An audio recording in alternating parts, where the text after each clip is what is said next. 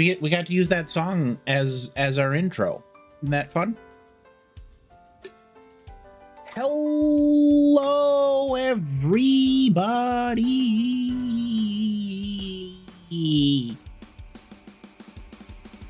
How's it going?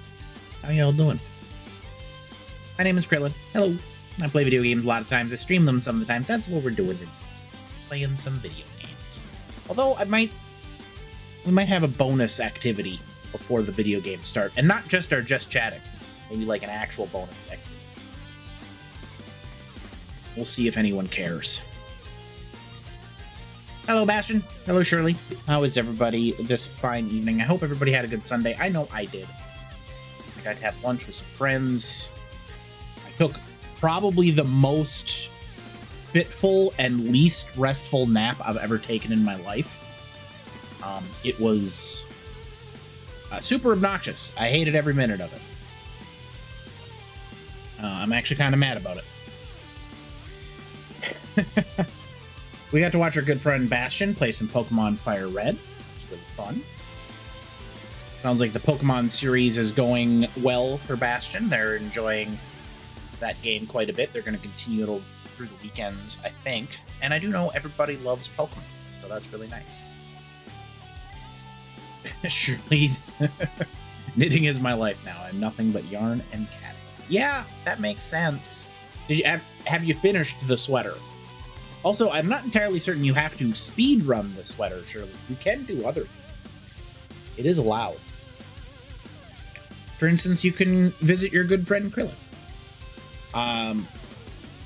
Speaking of Shirley, they also have resumed their streaming activities, which is particularly amazing. As between Shirley and QC Hawk, that was why I myself started streaming. So they're why you get to enjoy whatever this is. So blame them. Any complaints can be sent to Shirley a button at complaints department from Krillin.com. We lost the lead a little bit there. That's okay. Let's see here. The Game Awards happened. Those were on Thursday. A lot of exciting stuff. I know Astrobot winning was a pretty big deal for that community. From what I understand, they released a bonus level on Astrobot as sort of like a thank you for them winning Game of the Year, which is super cool. Balatro did take home an award as well, which Balatro is such an amazing game. I'm really excited that it won. Oh, it was just for Christmas. Okay. I had thought, due to the timing of the award, perhaps they were linked, but them coming out for Christmas makes a lot of sense as well.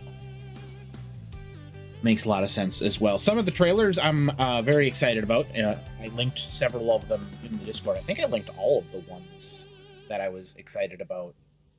Maybe not. Hold on. What do I got? I linked Outer Worlds 2 because Outer Worlds 1 is amazing.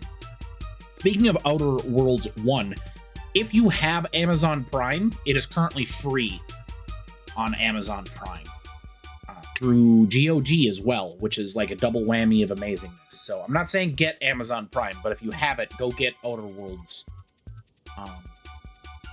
It is quite a lot of fun. It does the open world really, really well, and I'm very excited to see how they do their second installment. Their trailer of talking about being the studio that did all of the second versions of beloved franchises was really quite good, because they did. they did all of those games and everybody loved them. Well, Knights of the Old Republic 2 was a little unfinished. If you go back and play Knights of the Old Republic 2, make sure that you get enough of the mods together that complete the game. Because there's, I think, an entire planet, and there's several sequences that were cut that should not have been cut. Well, they should have been, because they needed to get the game out the door. It's always sad when big sections of the game are left on the cutting room floor like that. But you gotta do what you gotta do. New Ninja Gaiden. I am incredibly excited about it being a 2D Ninja Gaiden instead of the 3D that Ninja Gaiden had moved to. The 3D Ninja Gaidens were quite fun, but I grew up on the first one, or the first few for the NES. I look forward to getting Ryo killed in new and exciting ways and playing that game entirely off stream. Because if I were to play it on stream, you can't look at the chat. Like there's no conversation to be had. I would just be playing it on stream and yelling about how I failed to jump that. I clearly did not fail because I pressed that button. The controller ate my input, and I will stand by that. So I'm excited for new Ninja Gaiden. We get new Double Dragon as well. I didn't post the trailer for that, but I am super excited about more Double Dragons. Like I said, we're having more of a beat 'em up resurgence than I had initially thought, since we're getting another Double Dragon, and that's what we're looking for. The Double Dragon game is also made by the same studio who did the TMNT Shredder's Revenge, which is particularly exciting because TMNT Shredder's Revenge was amazing. Absolute love letter to the series, to TMNT, to the arcade game, the beat 'em up genre. Just really well done on basically every single. It hit every note. Which is super cool. And then last but not least, Slay the Spire 2, the game that launched 10 billion roguelike deck builders. Thank you, Bastion. I thought you might like it. It's a shame they included the least good turtle in the game by allowing Raphael to waste a character select slot. It'd be nice if they just focused on the 3 turtles that matter. I kid, of course. I kid. I enjoy Raphael probably as much as the next person, but he's not my favorite. Because antagonizing your chat is what streamers do, right? I think. I'm pretty sure. I don't know. I haven't done this for very long, so we're learning together. Slay the Spire 2 though is pretty exciting. I didn't get as into Slay the Spire 1 as a lot of my friends did. I enjoyed it quite a bit. I do enjoy it quite a bit.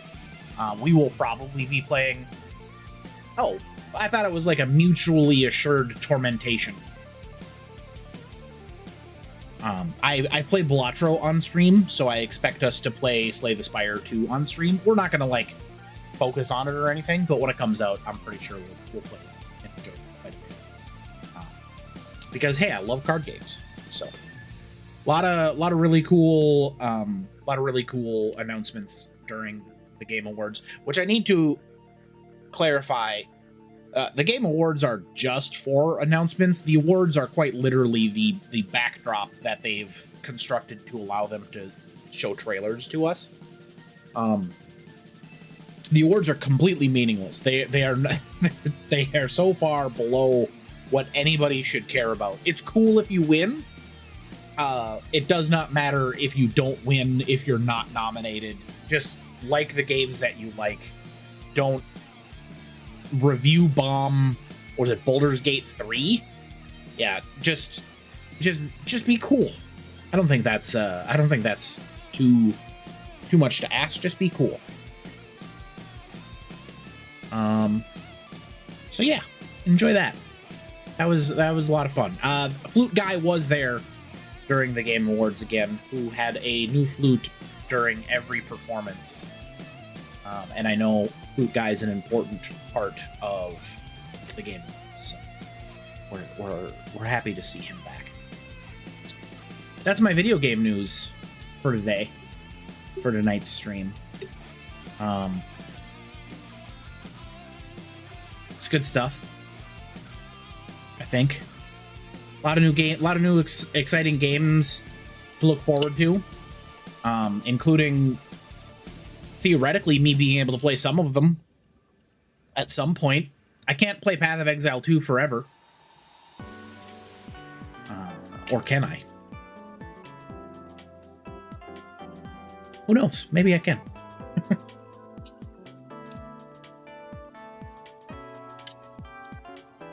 Speaking of Path of Exile 2, I worked very, very hard.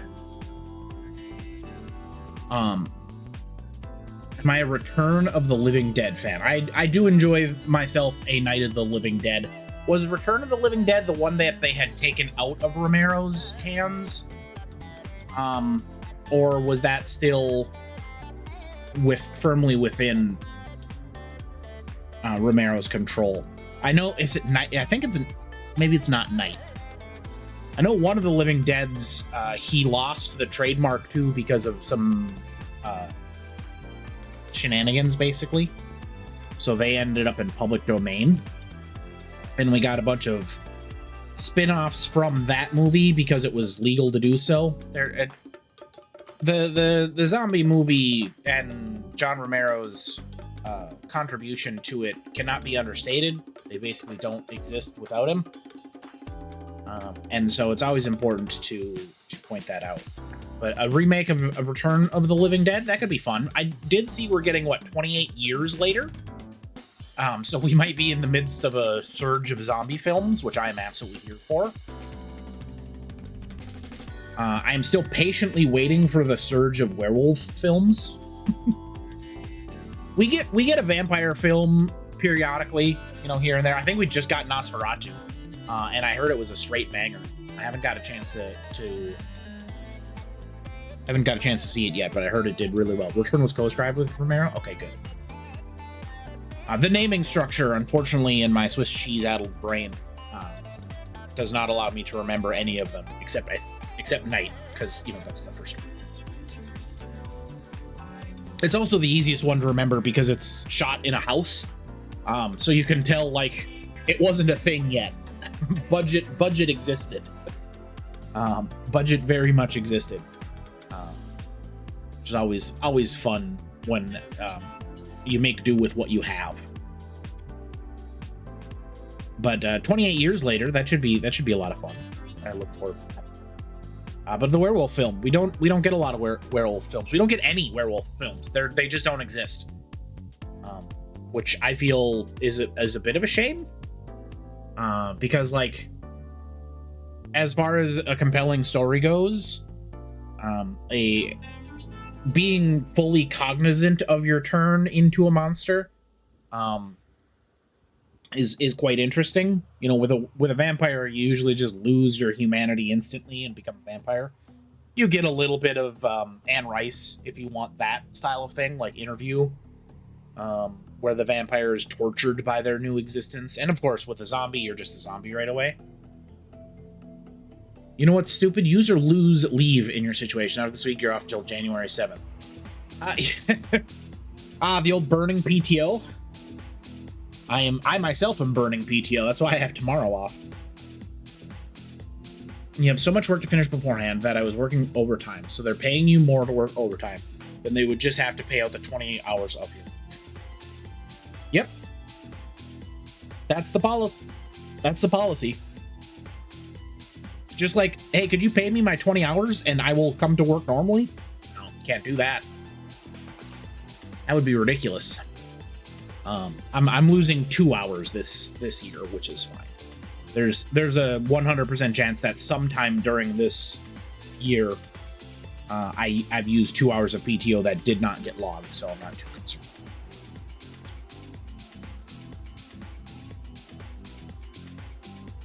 I am not too concerned about it. So here was the bonus activity. Instead of moving into just Path of Exile, I thought we could do this.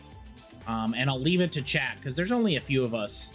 I think it might be better to save for a Wednesday, so more people can enjoy the checklist of all of the games. I would just go through the series that I played, and maybe list them off. So I think we'll do this either on Tuesday or Wednesday, maybe Monday. We'll do it a different day, but this is something that we're gonna go down the checklist. There's 100 games on here, and we get to see where I end up in my variety score because I've played a lot of video games. So it'll be fun. It'll be fun to see where I end up. But yeah, look forward to that. In the meantime, is this capturing? No, this is capturing Fields of Mystria. I'm not playing Fields of Mystria. The only one you haven't played on the list is Borderlands. Well, good news. Borderlands 4 is coming out. I will absolutely be playing Borderlands 4. I enjoyed Borderlands 3 quite a bit. The gameplay of Borderlands 3 is fantastic. The story is the weakest of the franchise, but the game was really, really quite fun, as the Borderlands have tended to be. So I expect the gameplay and the gunplay of 4 to also be spectacular. I will see about the story and whatnot later on. Thankfully, I come from an era of video gaming where the story was occasionally contained within the rule book of the game. So you just, if the game was fun, the game was fun. The story didn't matter. And that helps out quite a bit. Like The Legend of Zelda 1. There's no story in that. You just play the game. You just play the game. On the Path of Exile news front, I have leveled 1, 2. Well, Liliana's not quite there yet. So we've leveled 3 characters to the same spot. We can continue playing our monk. We can move on to our sorcerer, who's a chronomancer. Or we can move on to our ranger, who shoots the arrows. So are we going to slam a staff on the ground and make waves of thunder? Are we going to freeze people and stop time? Or are we going to shooty the bow? Ranger, all right, that's 1 vote. I need a vote from QC and a vote from Hat. I believe that's everyone. Oh, snap, Earthbound. Let's go. I've been playing Mother 3 on my Delta emulator because it's been a long time since I've played Mother 3, and the rhythm battle is absolutely brutal because the timing is so touchy. We're gonna play. Are we going to play? There we go. A monk, a chronomancer, or a ranger. Those are our options. QC Hawk votes for a ranger.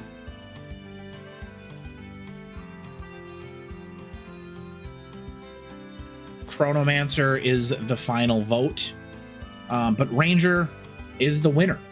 You were kind of outvoted immediately by QC Hawk's half-orc assassin, which only applies as a ranger. None of the rest of the characters even get close to half-orc or assassin. I don't have there's not even a race. So I couldn't be a half-orc if I wanted to. We have to take all of Liliana's loot. So we're going to do that. I don't know how much of it matters, because the necromancer here, well, she's not even a necromancer, because we don't get a necromancer yet. But uses a lot of spirit gear, so there's no real difference. Put away all my treasure. This one. I forgot I was still wearing that. One. This one. No bow. Yes, scepter, but I think we're gonna hold on to it because I don't think anybody else is going to use the spirit-based scepter. The torture of good doggos. That's not true. I do support the chat when they democratically choose for a doggo not to be recruited to the party. All right, that's all of our gear. I'm gonna do this just in case the bug continues.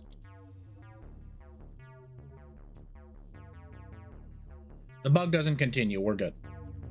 Well, it might continue when I switch down to our... Yep, it did continue when I switched down to Liliana, so we're good. Or when I switched to the Chronomancer. But our Ranger's okay. What chat would choose a horrible thing? They did not want they didn't want QC. Well, they didn't want QC to have a Growlithe either, but they didn't want Bastion to have a Growlithe. Create, that's not the right one. Step.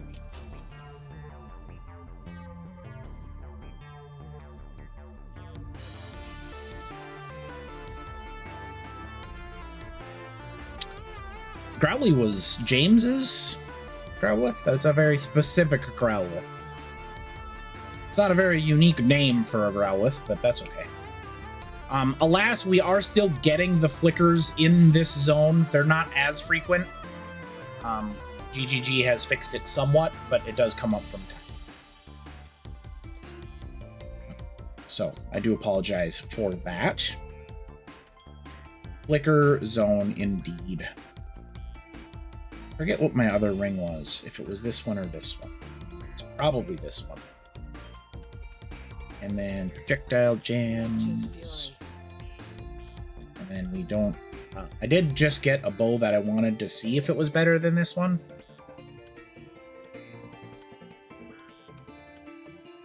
No.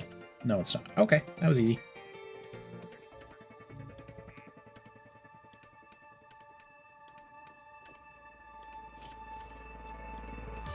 So last time, when playing this character, we made it through the jungle and we killed a witch, which is basically all we're doing, going through jungles and killing witches. We do other things for certain, but mostly just that.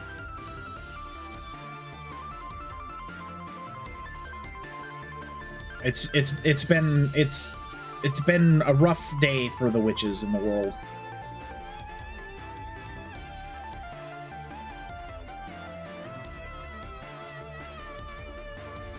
When we killed the witch, we got some sweet treasure. And most importantly, we got more spirit, which is critical to how our character is built.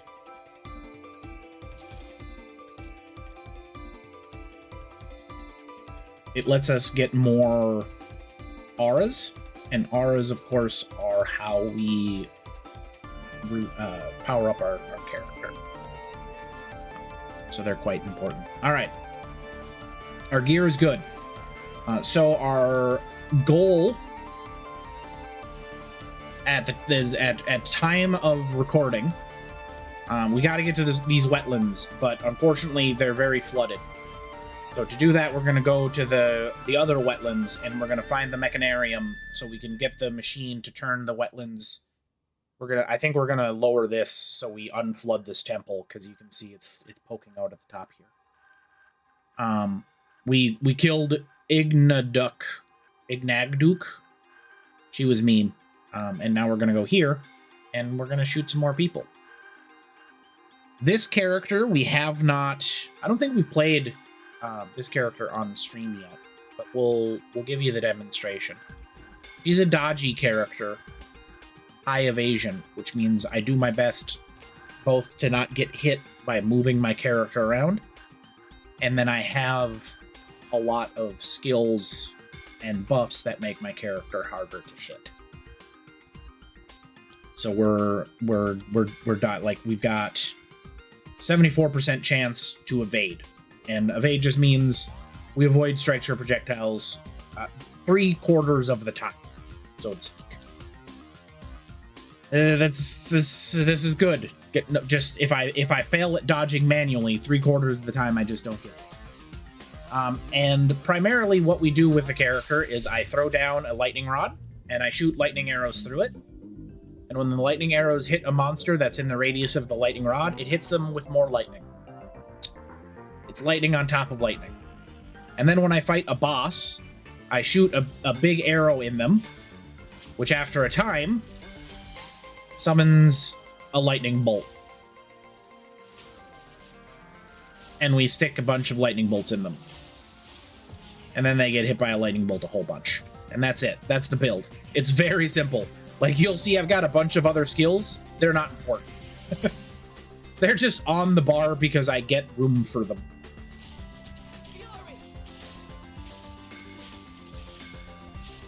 And then since I don't have like I don't have armor. When I do get hit, I take a lot of damage. So this build backpedals a lot more than any of the other ones. Because even though I can get hit because I'll dodge it 3/4 of the time, we don't want to, for the reason where 1/4 of the time we don't dodge. Unlike the monk, this build is very good at killing bosses, which is kind of nice. And that's just based off the power of Stormcaller Arrow. You can see the lightning bolts there, they do quite a bit of damage.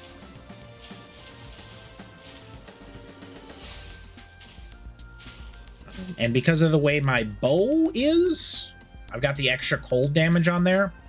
I actually freeze a reasonable portion of the time. You can see underneath that monster, like the 28% there. That's showing how much I've frozen them. So some of the more difficult monsters that I run into, I will also just freeze, which allows me to hit them in the face with more arrows. It's a very well put together leveling build. I don't know if we will make it all the way to endgame maps doing this particular combination, but so far it's done really well.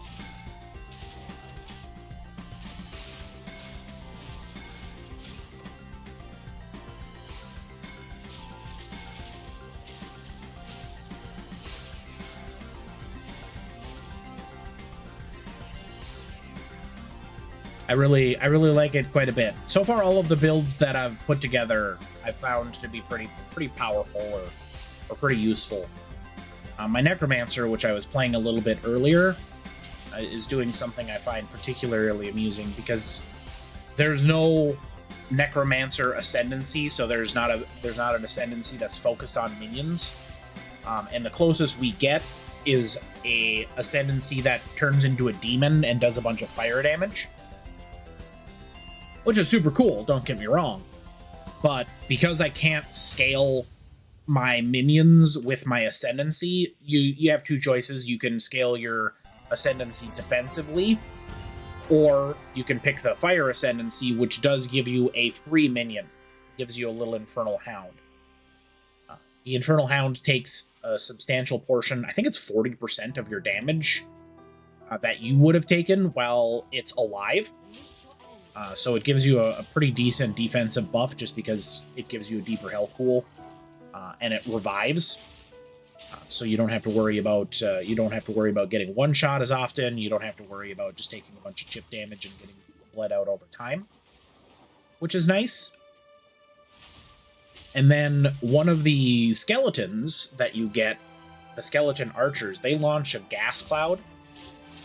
And Grinding Gear Games was really big into their combination skills in this game.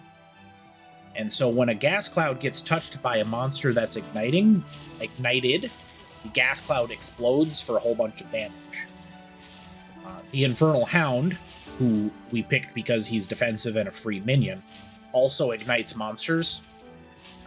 So in a sort of intended, sort of not intended method of combining two skills, we now, instead of shooting gas clouds at people, shoot giant explosions at them, which is pretty amusing.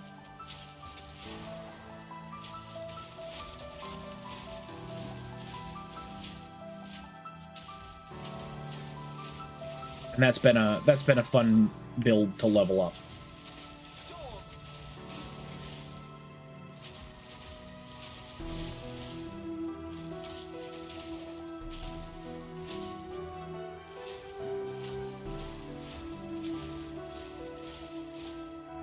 You look like you're stuck in the water, so I'm not going to worry about you for now.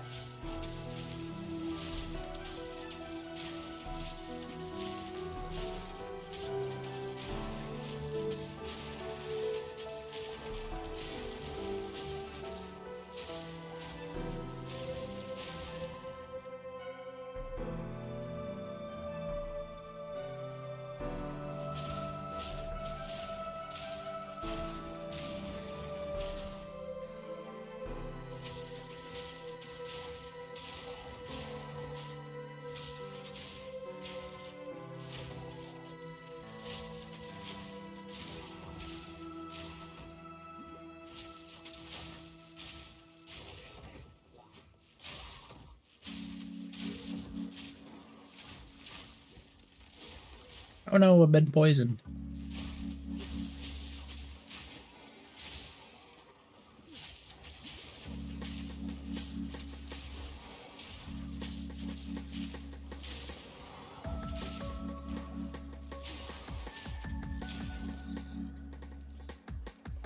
So we've got a few changes in the game so far. What with it being early access, they're gonna continue to tweak things. One of the bigger changes is our dodge roll is now more effective in a couple different ways. They gave us a smaller hitbox when we dodge roll. So before we were a unit size 1 when we dodged. Now we're a unit size 0 when we dodge. Which doesn't mean we have no unit size, it just means we're 1 unit smaller than we were previously. And this lets us get out of packs of monsters quite a bit easier. What they also did, and I think this was probably the more impactful change, is that when you dodge roll, you will push smaller enemies out of you. And I think that's super big, because previously you wouldn't really push anything, and so you'd get surrounded by tiny little insects really, really quickly. And when that happens, you are as good as dead. You may remember the few times that I got surrounded was usually game over. But not anymore. We get an out. It's gotten to the point, as I've played through the campaign and whatnot a few times, that I feel substantially more comfortable with the game, with the zone, and with the mechanics. So I would probably try some hardcore characters. See, for instance, like right there, the unit size 0 allowed me to roll between those 2 boars.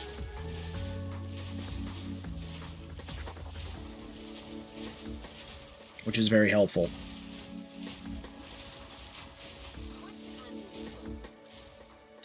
So that's what Stormcaller Arrow does. You can see it kind of just melted that rare. And he was a relatively durable one for us, which is quite nice. Having a skill that we can use to kill bosses, so to speak, is important. Because we can use our Lightning Arrow and Lightning Rod to kill the packs pretty easily. You can see these low level or these white mobs aren't lasting too terribly long. But being able to also kill the rare and or elite mobs is good too. The monk, for instance, was really good at clearing out the little monsters, but struggled with the rares. Fixed a little bit with that unique that I got.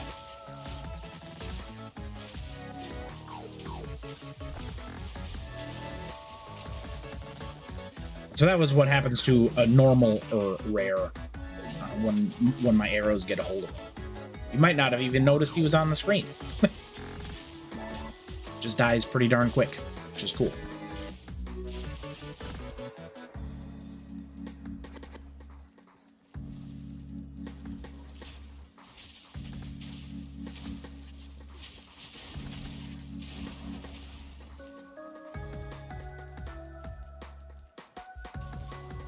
Is that my computer that just buzzed or my phone? I think it was my computer.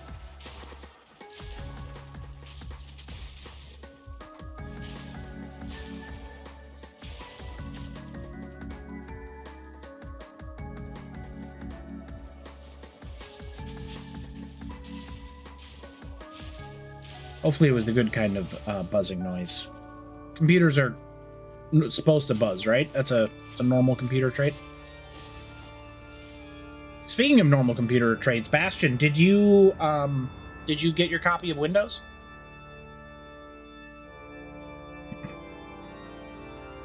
Speaking of non-normal computer traits, this upcoming Thursday, the book club is active. Oh, okay, well that's fine. we got our first meeting of the Goosebumps book club on Thursday. Oh, I want to do this one, fighting these bosses.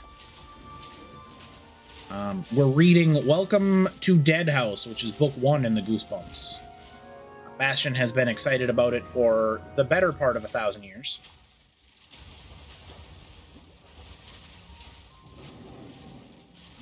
Which is good, because it's always, it's fun to be excited about things.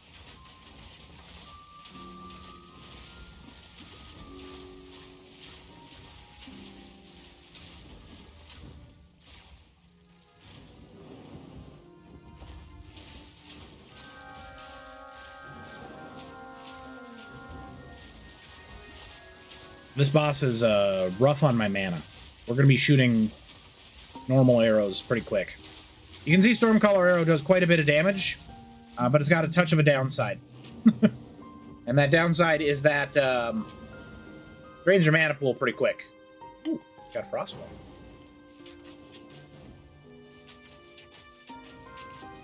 Which is why, unusually, I actually have my default attack on my bar. Normally not a skill that I would bother leaving on my bar because, well, you don't want a default attack. But when you don't have any mana, you don't have a choice.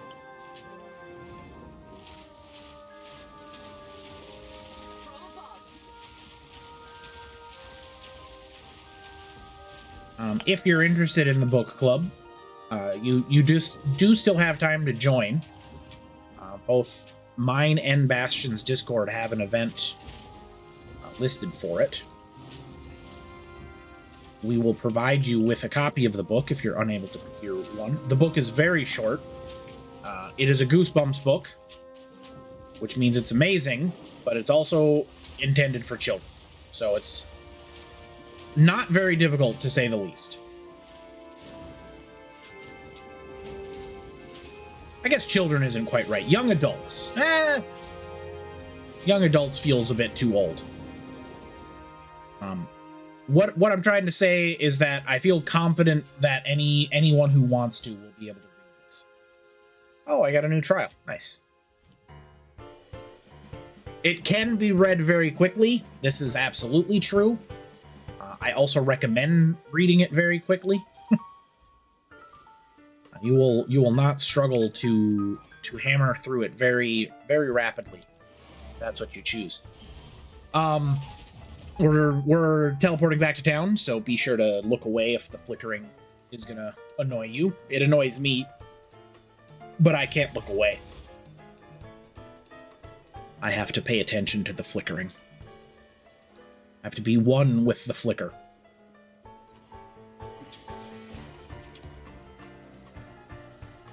I don't know why it's this zone, but it is, and we're... Ooh, that's actually not bad. That's a lot of int, though, and I don't have 61 int to spare. Enemies explode on critical kill. That just sounds amazing. It's not that bad. It's not good. I need to point that out. It's definitely not what we want. But it's it's mostly annoying.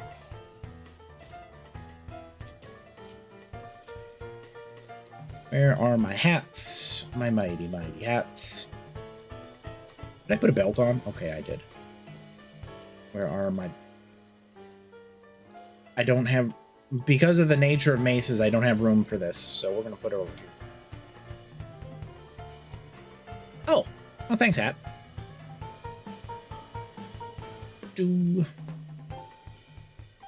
Oh, those are crossbows, not bows.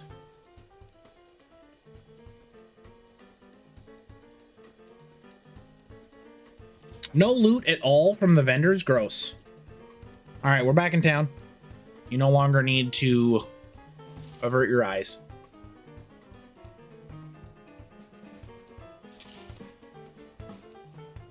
I'd hoped that that particular hiccup would have been resolved. There's another mini-boss in here, the Toxic Bloom, so we got to explore a bit more. Oop, that's pause, not the button I wanted. It's okay. It should be pretty quick. I'm gonna go into the Machinarium first to get the waypoint, because then we can just portal out the waypoint into it.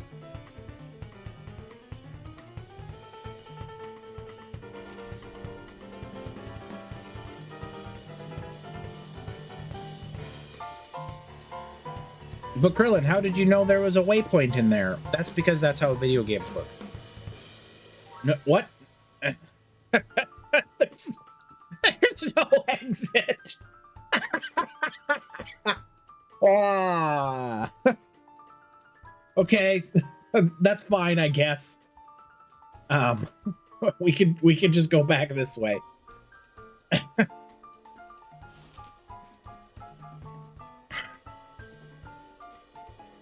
No, it turns out not having an exit to the zone that you just went into is not how video games work.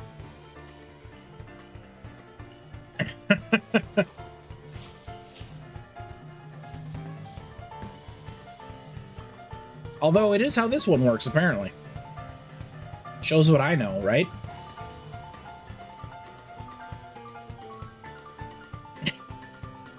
Just no exit back to the zone. I guess it wasn't strictly necessary because the waypoint's right there. But that feels like a very bizarre exclusion. Exclusion.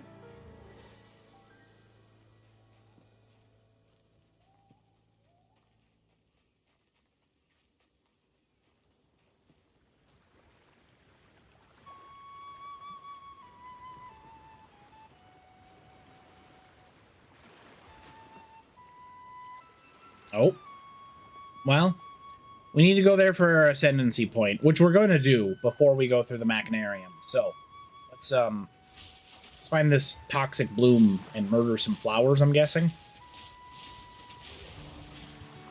Nobody likes flowers, do they? I've heard people are generally anti-flower.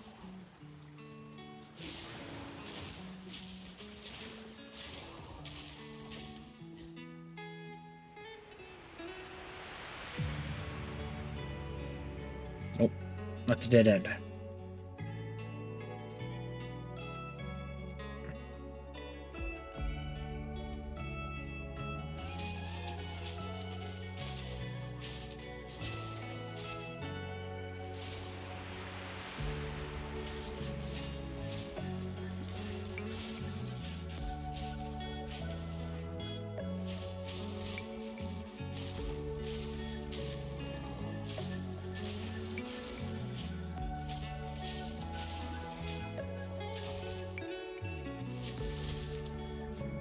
That sounds about right, QC.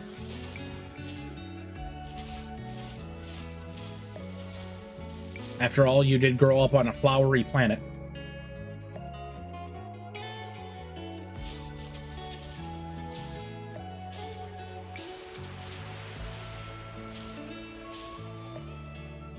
So, because of the split stream that we did between Path of Exile 2 and Fields of Mystria on Wednesday,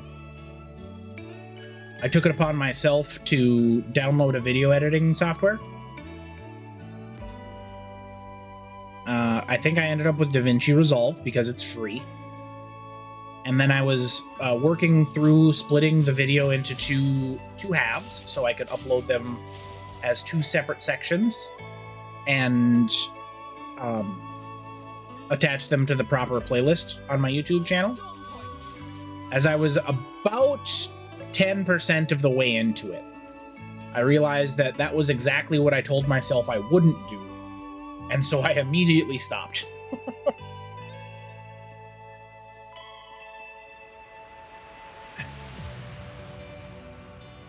Because that was not the purpose of the YouTube channel. It was not to, edit videos or learn video editing or do any of that sort of thing.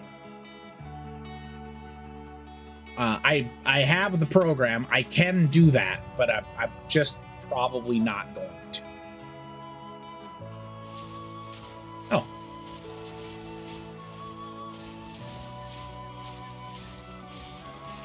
And that monster's dead. All it took was a full mana flask. I probably need... No, 165 is still the top tier mana flask. Wondering if I needed to upgrade that. Clearly I didn't.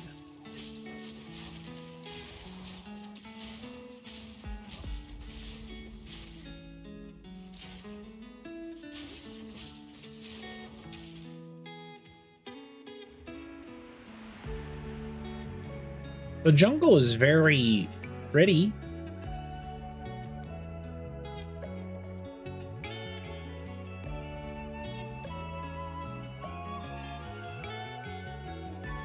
You took a class on Udemy?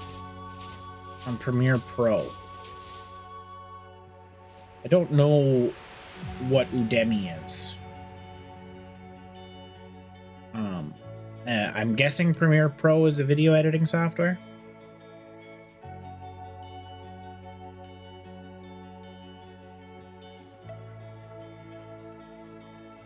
I will say, oh, it does the online. Okay, gotcha. I think I do in fact know what Udemy is in that case. I should say that despite this initial, hey, I'm not going to do that thing. Speaking of which, I didn't do my YouTube shoutouts. Maybe I'll do them in my closing. I don't want to interrupt the flow of tonight's amazing, amazing stream.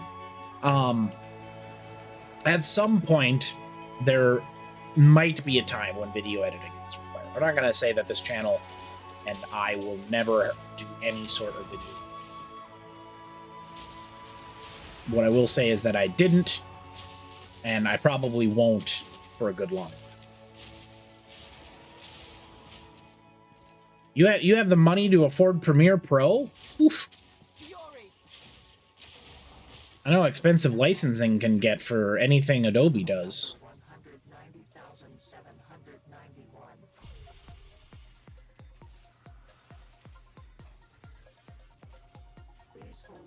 Hey, we found it.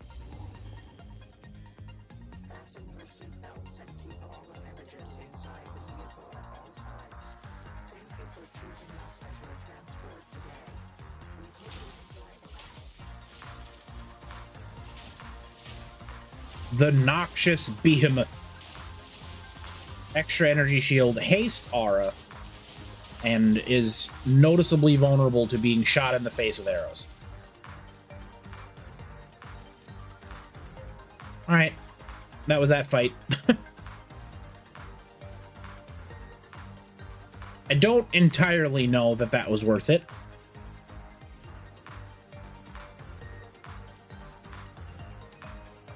But when has anything that we've done been about being worth it? It's been about the journey.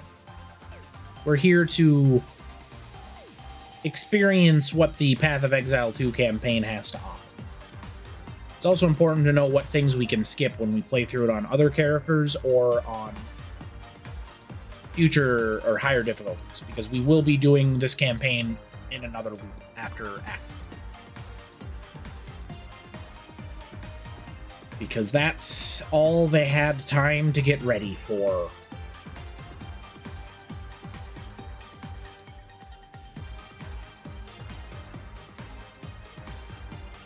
Okay, on to the Temple of Chaos. That's going to be how we get our next set of Ascendancy points. From what I understand, the temple's a little overtuned, so we might struggle at this a little bit. And this is going to be an ultimatum, which you might remember from Path of Exile 1, you might not. What we are going to do is we're going to take a series of increasing mods that make the fight that we're in harder. And after we get to a certain point, where either, I think we'll fight the Avatar of Chaos, I'm not sure, but it'll complete and we'll get our Ascendancy points. So we can expect a relatively normal experience. I'll discuss all the modifiers we will be taking or we will be interacting with. Just because that's how we're doing it. Place the inscribed ultimatum in the temple lock. All right, fine. Number of trials 4. Okay, that's pretty short. We won't have to worry about too much of that. Mortals spend their lives wondering which fate shall be theirs. Chaos takes amusement in knowing the answer. All of them.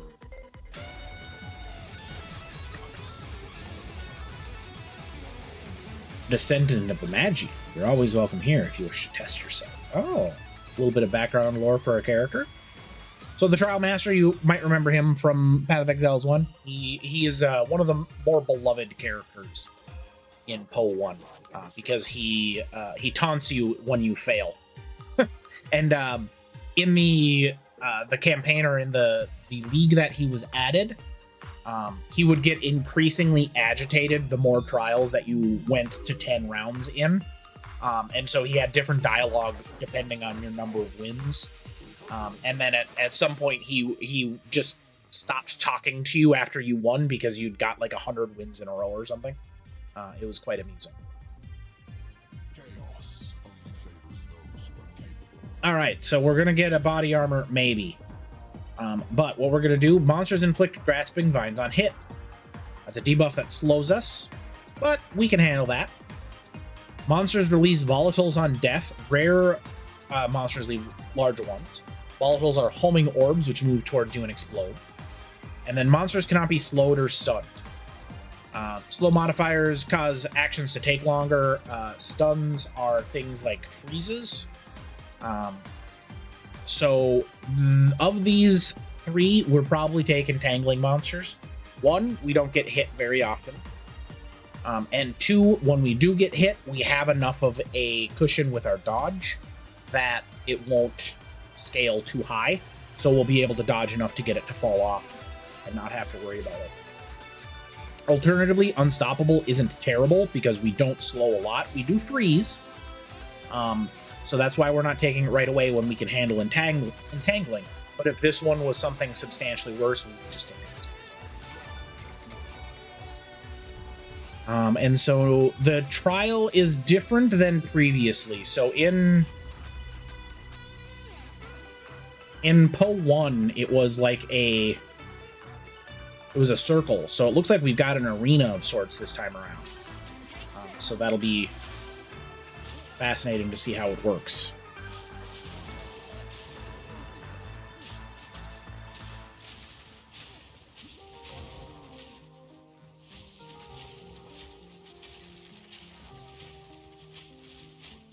Well, so far it works really easy. I just shot them all. They are quicker than I would like.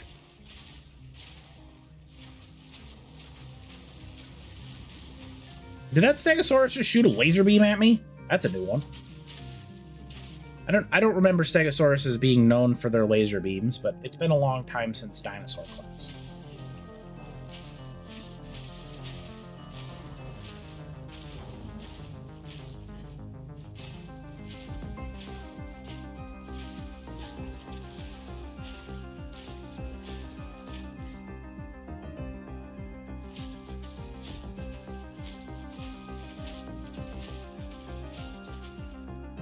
Defeat. Oh, did I do it? Nope, we're missing some monsters. Oh, there's a little notch down here.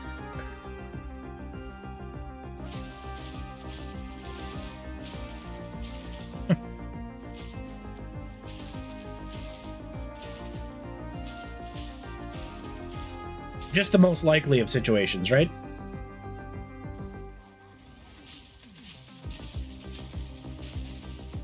I'm on fire! Oh no!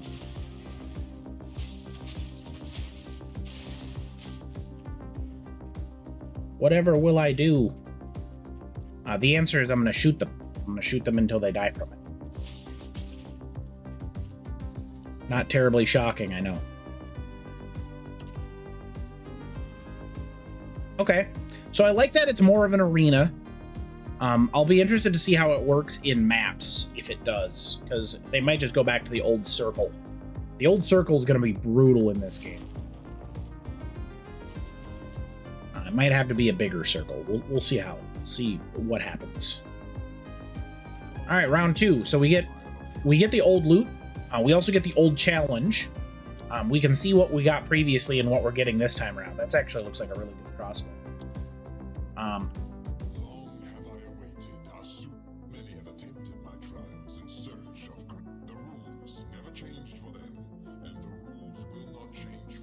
Bring only that which you can afford to lose, including your life. So now we've got burning turrets. Challenge area contains turrets that will periodically fire projectiles ahead. Annoying, but pretty manageable as far as the skill goes. Pyramid beams. Pyramid objects appear projecting 4 rotating lasers that inflict corrupted blood on hit. Also annoying, but also manageable. Adobe subscription, I believe, Comrade. Also, welcome. How's it going?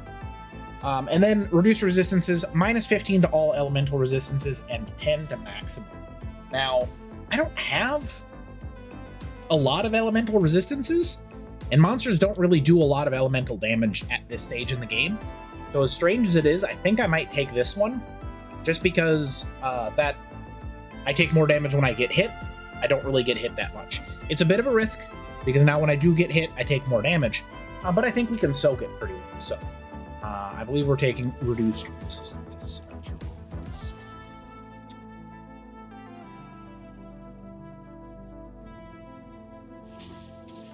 Oh, that's not the way down. Also, in a unique coincidence, Comrade, my OnlyFans subscription. Oh, this is a new one. Survive until the timer expires. So this is like less of a kill all the monsters and more of a dodge all the monsters stuff. And I'm good at dodging all the monsters, and I'm also good at killing them while dodging. Turtles, welcome in.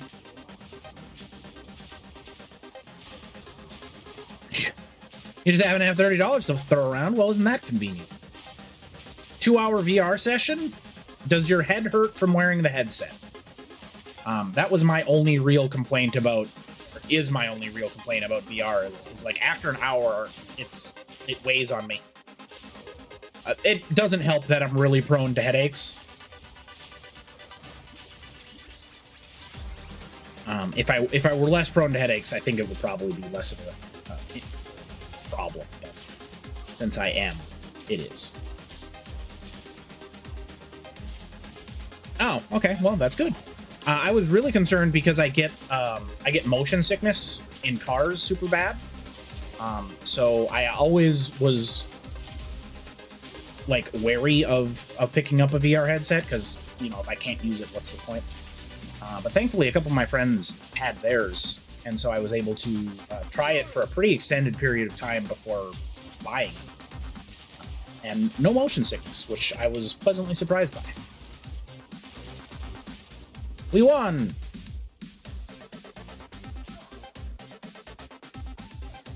A little dangerous. There were a lot of monsters there. Didn't love it. Would I support QC Hawk's only feed account? I think I said yes, but I wanted to revisit it.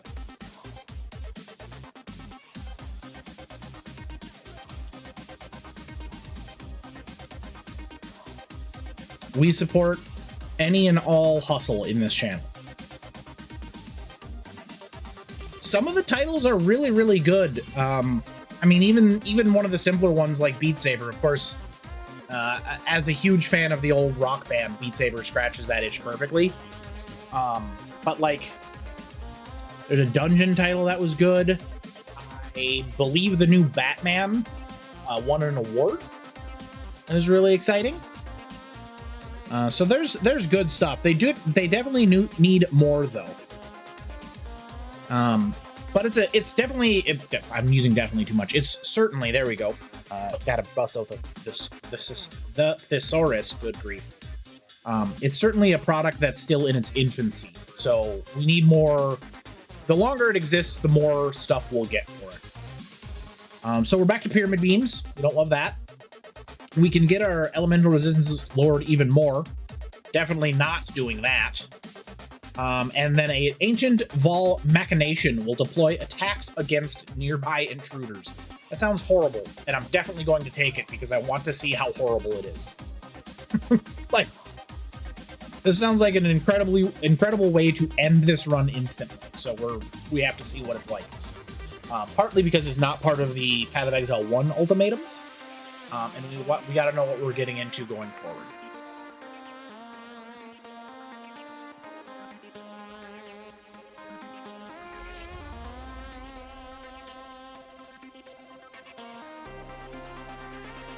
What did he do with the time stop? I mean, apart from demonstrating time stops. Escort the statue. That is not something I wanted to hear, but I guess it's something that we'll do.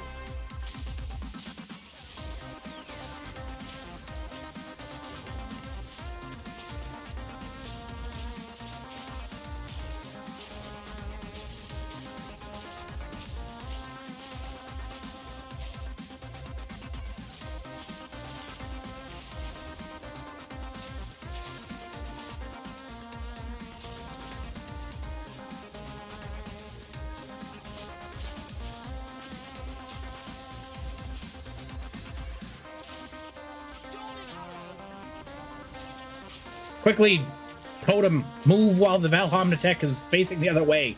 I think that's what the little circly guy with the laser beams is, who is not very threatening. I think that's a pretty safe one to grab in future runs.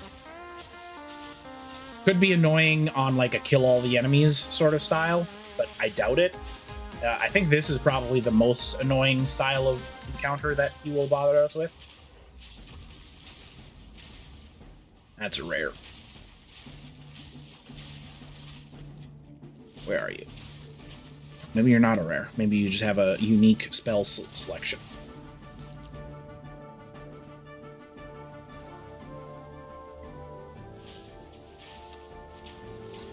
What were you playing during your... Oh, we got monsters. What were you playing on your VR set, Turtles? Anything fun? Game called Halls of Torment, and it's Diablo with vampire survivors. There's another game that's very similar to that I was playing before Path of Exile 2 dropped. It was called... What was it called? Or are we done? It was called Dwarven Realms?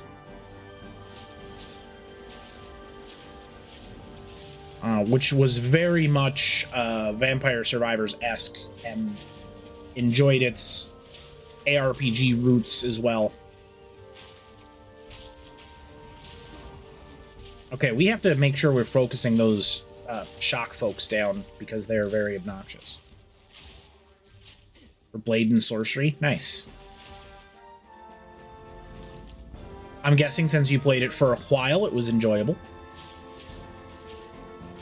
Oh, we got two of these Valhamnatechs. All right, maybe they're less of a freebie then, if there's multiples, but we'll make do with what we got. A VR Blade game like the Vampire Hunter Blade?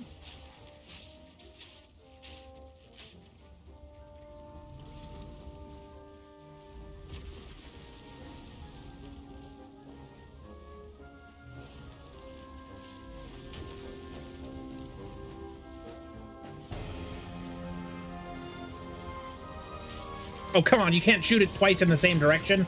That's just rude. Also, we win. That would be cool.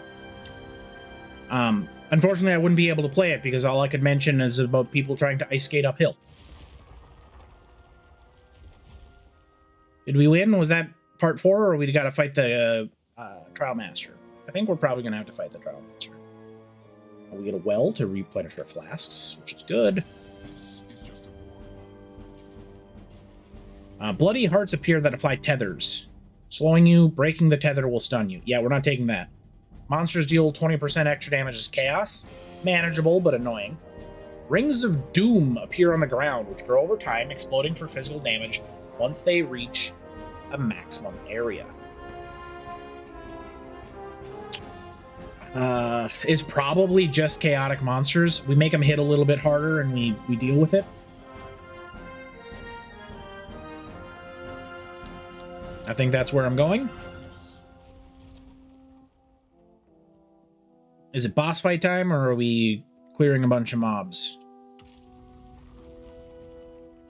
What kind of challenge awaits us in Chaos's domain? I do love the touch of all the skeletons. Like, this has been a bloodbath. It appears as though we're engaging the Trial Master.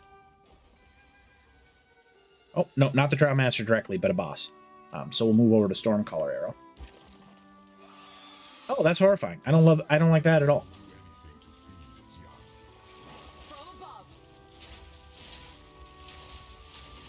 We can see our Omnitech doing his little lightning parade.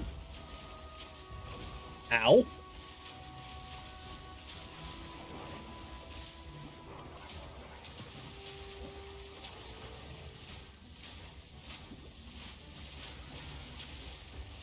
We have to be sure to dodge those rings because that bleed was pretty brutal. Oh, we got a side minion. Plagling.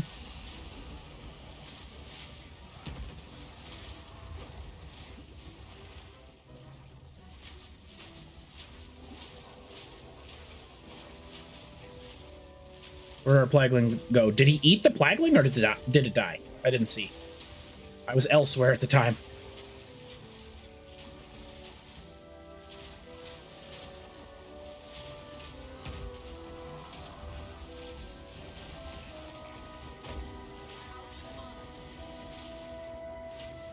No. Nope. Fudge. We got caught on the geometry with that second roll. And so in traditional ultimatum, we probably have to start from beginning again. Yep. All right, so we're going to have to do that all over. You cannot rejoin this area after dying. Do I have to take this out? Do that. Put it back in.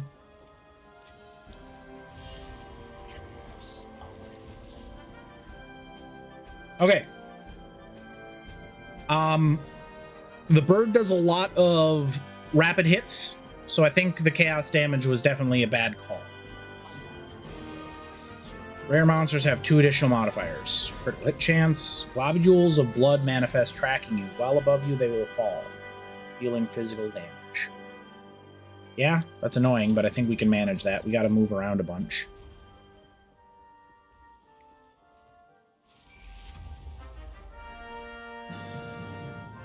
Defeat monsters. All right, we're good at that one.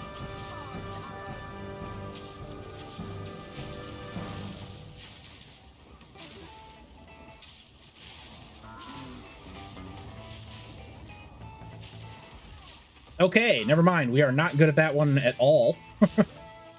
Well, good. We're good at killing monsters, yes, but the blood globules move very fast. Did not expect that. They also appear to speed up the more we make them move. So they're going to be like the old volatiles, where you kind of want to run through them. Which I think we did with that one right away by accident. But we take those.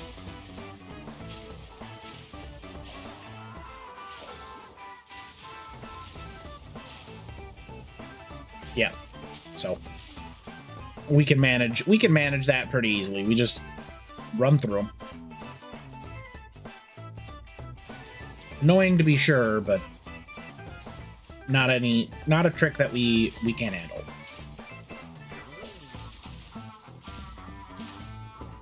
Toe Jam and Earl? How good was Toe Jam and Earl?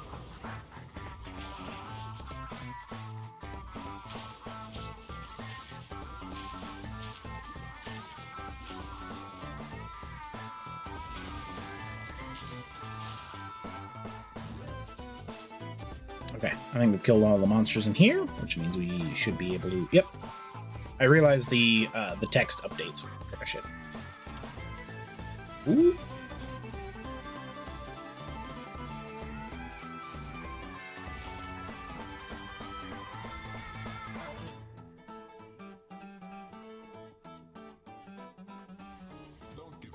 Blood globules 2. Gross. Now they create ground. Yeah, we definitely don't want that. Here's the hearts. We talked about that one. I don't like it at all. Monsters release volatiles on death. That makes the most sense. I feel like we've got a bad couple of rolls on this, so we might not get the W this time either, but we'll try. That's all we can do.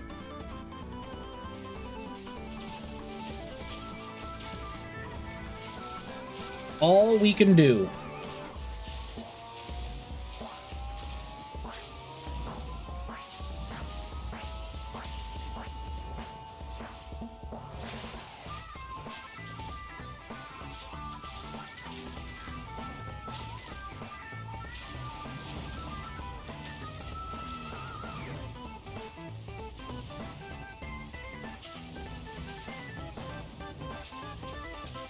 Keep moving is the name of this game. It's always sort of the name of the game, but we're definitely experiencing it with the blood globules and the volatiles.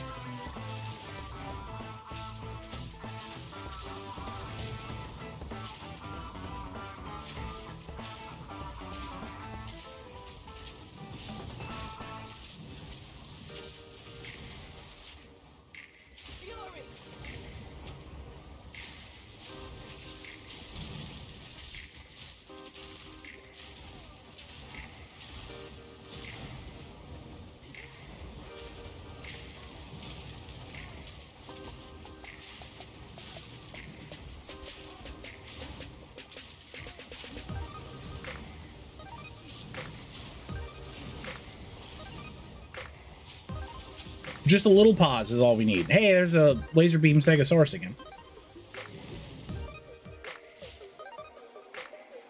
Easy peasy, right? All of that looked super super chill, super relaxed.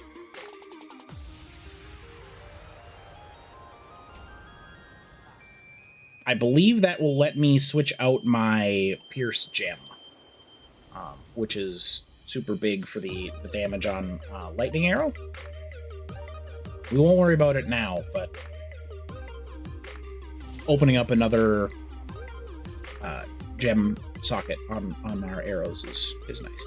It also makes all actually that might be a 1. I gotta read Stormcaller arrow. We might have just messed up real bad. That's okay, we can respec, but bed's where it lands. All right. The problem is if it pierces,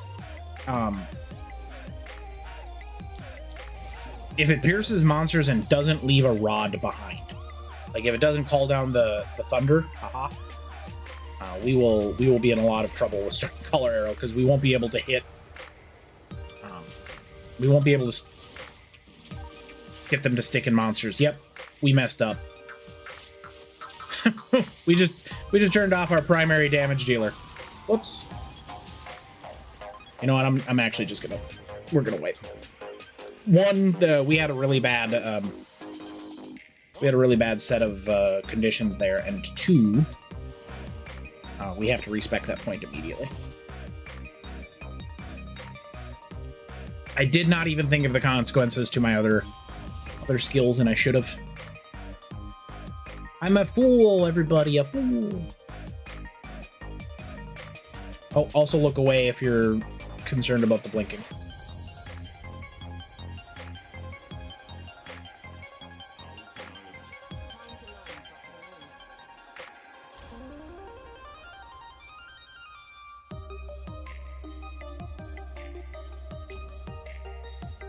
It's okay. It's very fixable. I, in fact, just fixed it. Not to worry.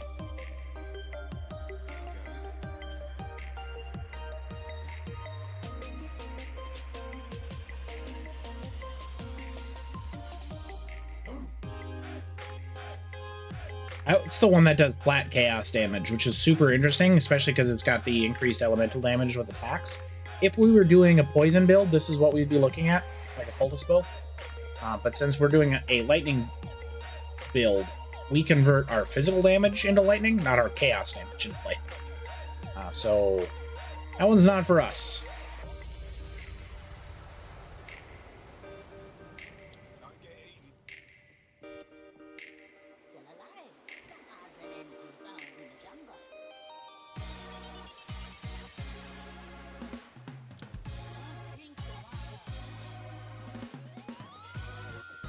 Got another stellar amulet, which I'm happy to see, but I need my... Does bleeding count as the corrupted blood one as well? That's my question.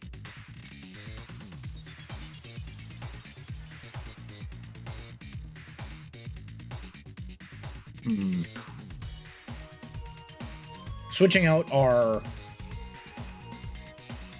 I don't think bleeding covers corrupted blood. Alright. We'll just stick with our cold one for now. Back we go.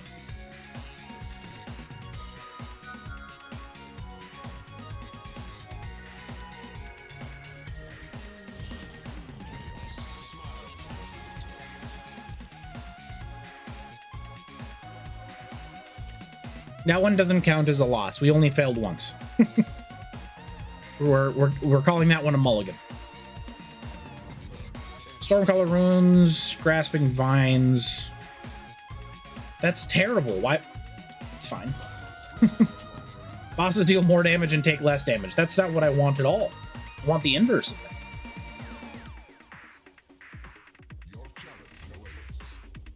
Prove yourself. Kill all. Hey, it's Lightning Bolt Stegosaurus or Laser Beam Stegosaurus.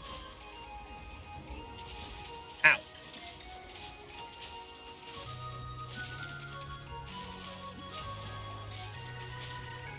And the Cerberic bats now breathe poison? Or do they breathe yeah, they breathe alternating. That makes sense. Especially because they likely want to ignite you with the poison. And then they will make you blow up with or ignite you with the fire and then make you blow up with the poison.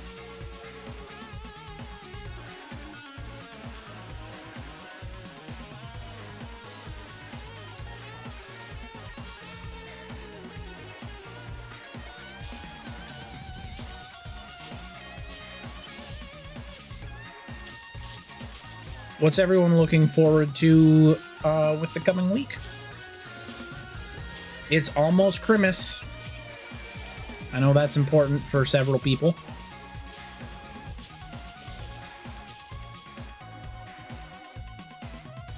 Anybody got any big plans?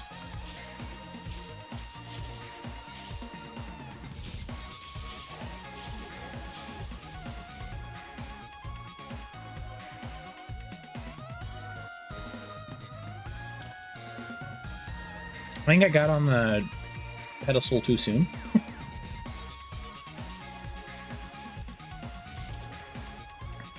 All right, grasping vines was first. We're good with that one. Let's keep getting easy ones. In each encounter, damage taken increases by nope. Rings of Doom, maybe. Extra damage is chaos. That one was problematic. I think we'll go with Rings of Doom. As we just have to dodge when they are about to explode.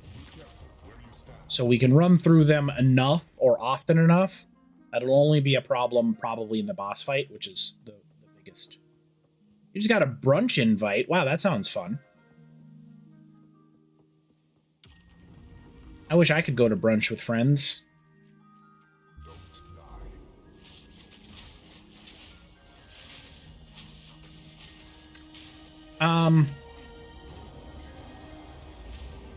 Okay. So the rune is a lot bigger than I had anticipated.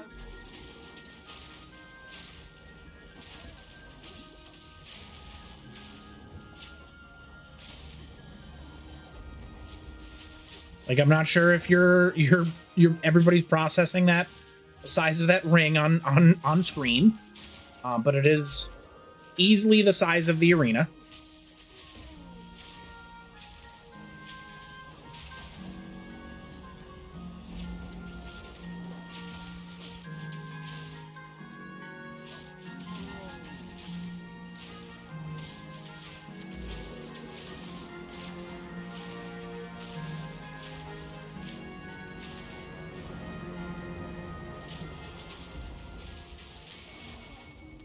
It's infrequent enough that it's manageable. But I do hate it. I want everybody to know that.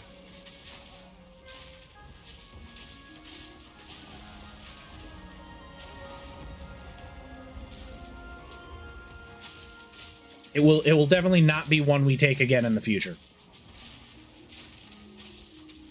And it is absolutely going to prove to be problematic in the boss fight. But that's okay. All we can do is our best.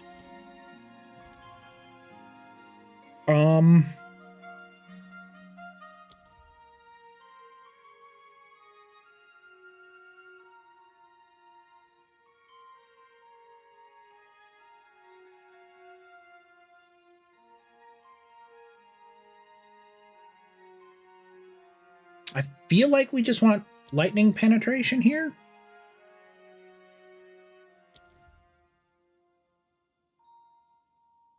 But do we drop execute for it? Yeah, probably. 30% forever is better than 40% when they're at low life, right?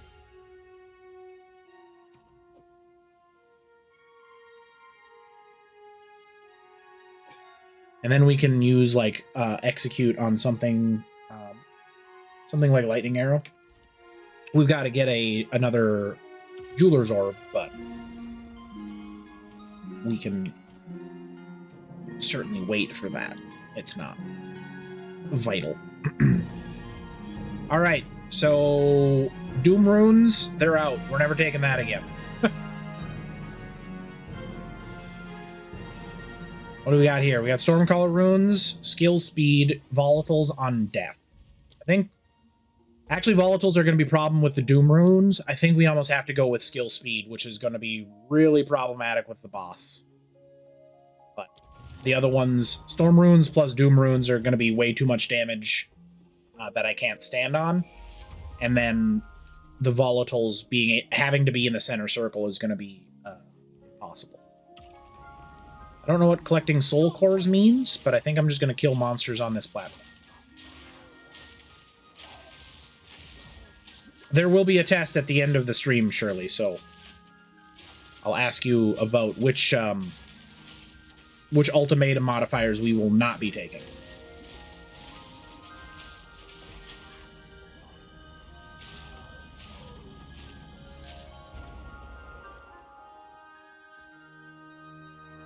Missing Vol Soul Core. Okay.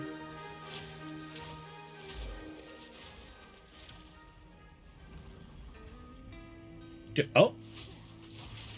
Is there, like, side rooms that we're collecting them from? That's kind of cool. And does it summon monsters to attack us while we're holding it? Oh, we're taking damage over time.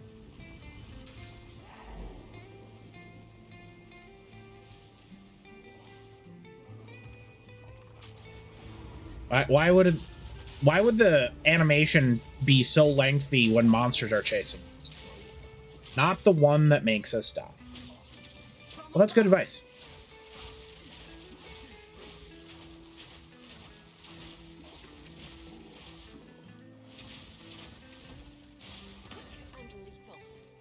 Hey, remember when we asked for a jeweler's orb? Literally just pick one up instantly. That's funny. So lightning arrow and execute. Oh, I don't love that at all. We should be all right. We're not all right. Everything's awful.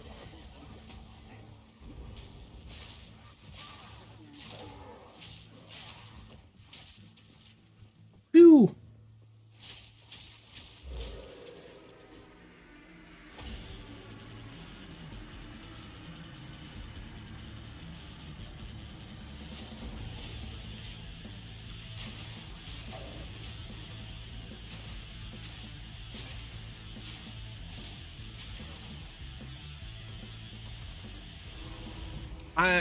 I don't appreciate that cutscene like at all, or cutscene that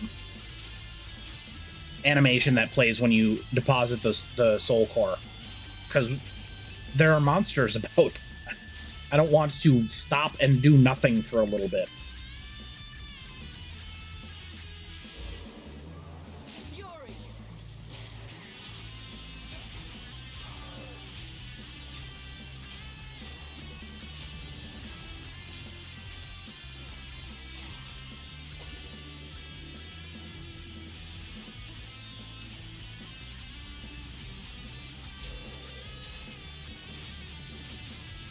I do appreciate that the Doom runes are a lot more manageable on bigger maps. Unfortunately, the boss arena is not a bigger map, so we'll be seeing how well we do on that one. And I don't have high hopes, but all we can do is our best.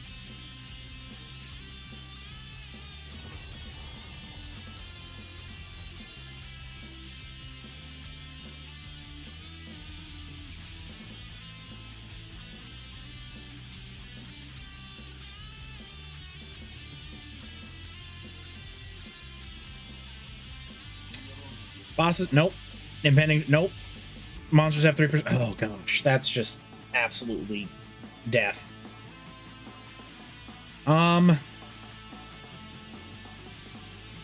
have to assume that Doom 2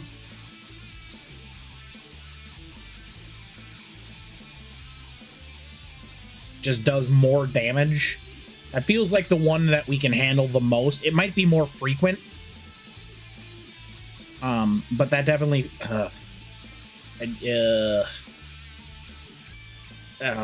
fine. You know what? If we lose, we lose. I don't want the boss to take less damage. I don't want the boss to deal more damage. And I certainly can't let the boss crit, because that's just going to kill me instantly.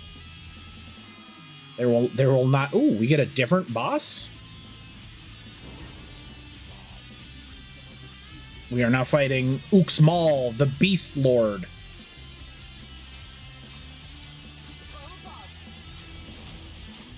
Theoretically. There's no more center square? Oh, there is. Okay.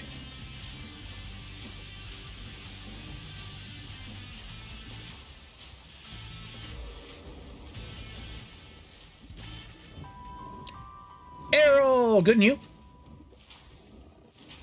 Sorry, I'm currently fighting a boss that is vital to character progression that I've never fought before. And so we're focused. Your partner's out of the ICU. Let's go. All right. Let's go.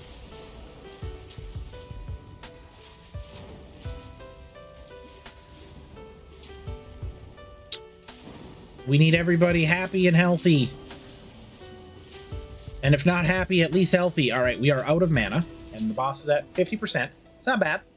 We can work with that that much of an advantage, that much of a lead. We're managing the explodey sections pretty well, I feel.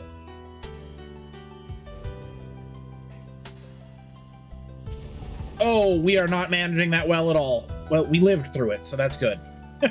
Where the heck did the boss go? He's over here.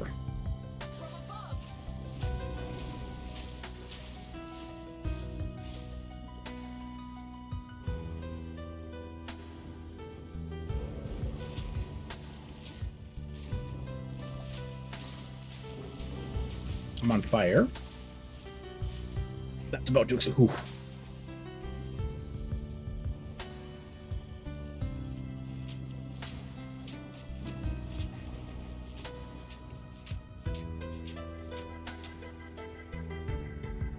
I think I would like a mini-map indicator of where the boss is. That would be my biggest complaint during this fight. The modifiers I added myself, well, those are... I quite literally did that to myself. But the boss being hard to track is kind of on the game designers. There wasn't anything there. I double-checked the replay. There was nothing on that ground. Well, that's annoying. I'm really disappointed in that.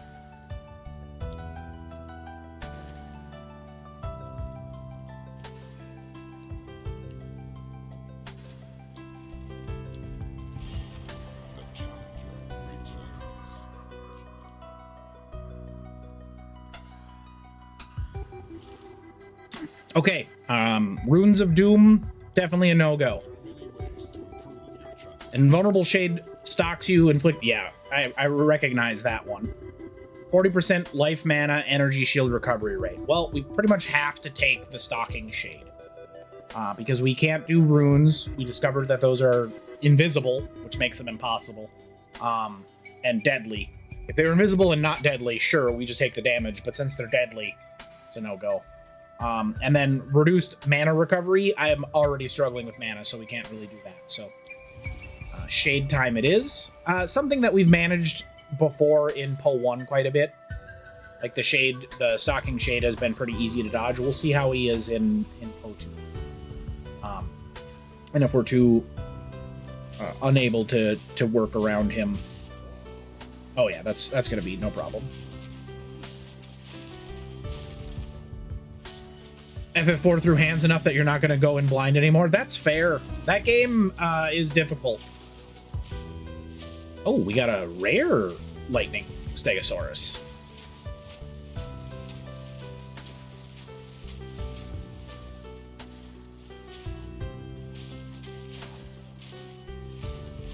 Laser Stegosaurus. I keep forgetting the name of it. That's my bad, everybody. Whose name is Scum Teeth the Face Shredder. It's just a great name.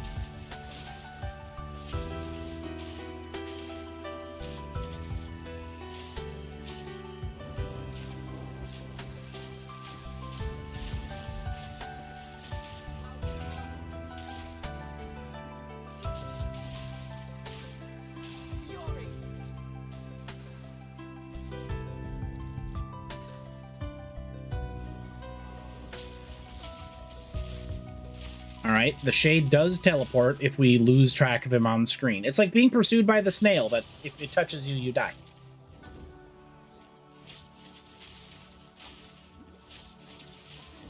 The immortal snail that if it touches you, you die.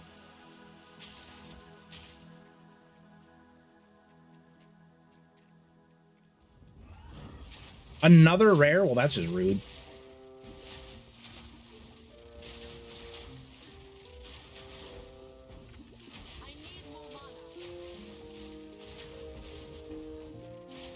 I froze him in mid-leap. That's super cool.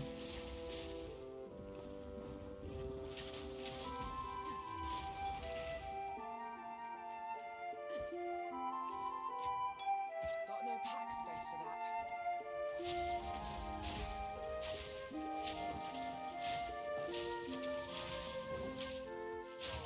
All right, I think the Shade is a good one to have taken. He's slow enough. He's easy to maneuver around. His teleporting is obnoxious, but even when he does teleport, the melee attack that follows is pretty slow. Although I don't see him currently. Somewhat problematic.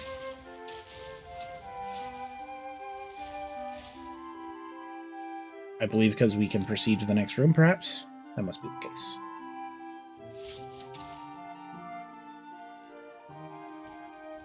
That must be the case. Hey, we almost leveled again.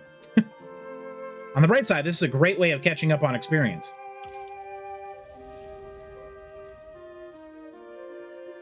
The loot could be better, but it's not nothing.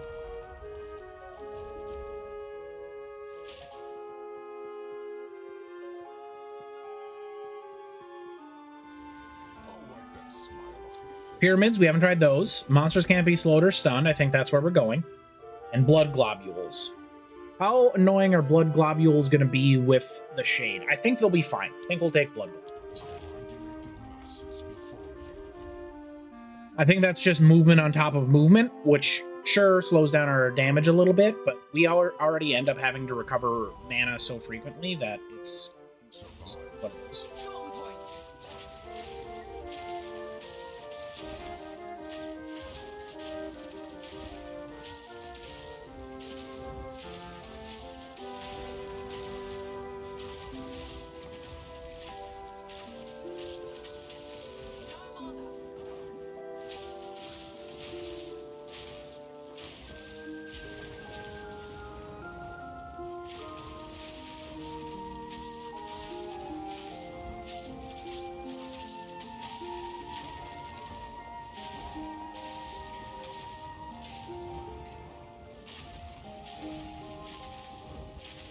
I'm curious if we fail the whole trial on 7. Well, we failed the whole trial on 7 Ruin, of course. That's just how it worked previously as well. But I want to know if it carries over between rounds. It did carry over between rounds previously.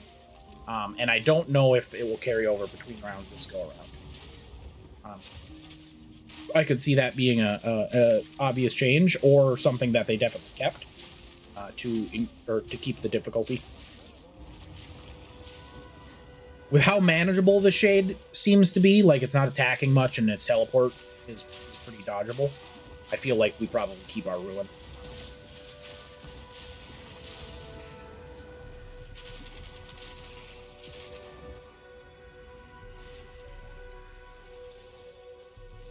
Easy peasy.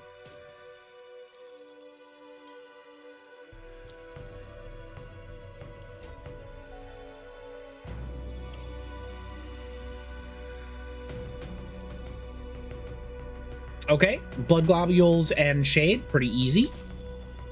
I think we'll keep those.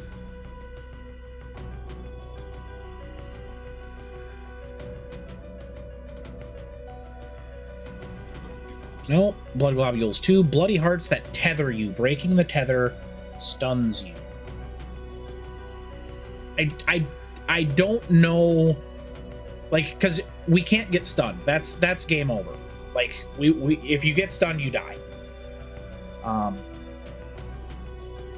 And I'm not immune to stun, so I don't think I can take that one. We probably just have to take. We can't take blood globules too, so we're gonna take reduced recovery, and just literally auto attack this boss to death.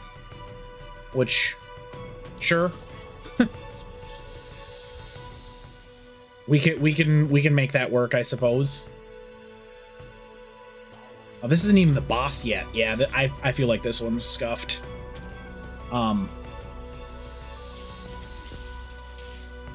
We might have to come back after getting quite a few more levels and making this trivial. As we're running into way too many modifiers that we just can't handle. And a few more levels might help. Some new pieces of gear might help. Things like that. We're not...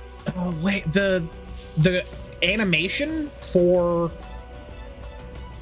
picking up the Val Orb or the Val Core is going to be too slow. We're going to take a ruin every time we deposit.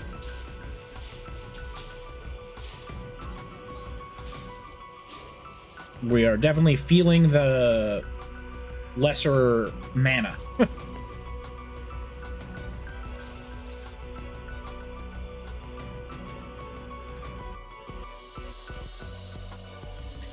Maybe. I think we can keep them enough on screen that it won't be a problem. Maybe.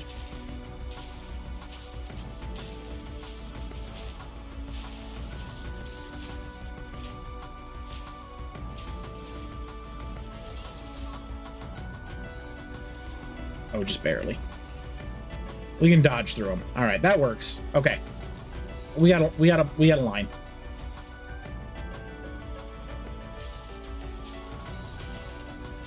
Where's my shade? Where did you get off to, you little butthole? Did you... Oh, you teleported up onto one of these pedestals, didn't you? Okay, we can handle that.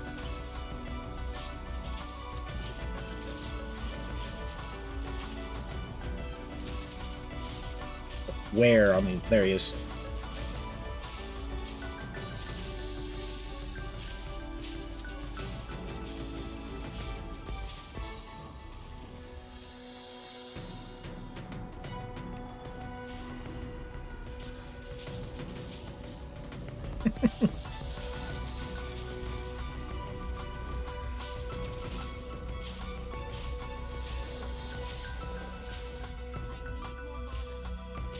Curse you, laser beam stegosaurus.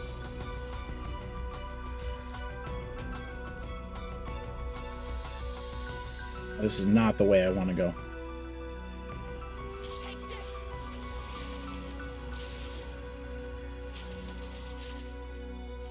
This mana is brutal, which is to say this lack of mana is brutal. I apologize for the vulgar language, folks.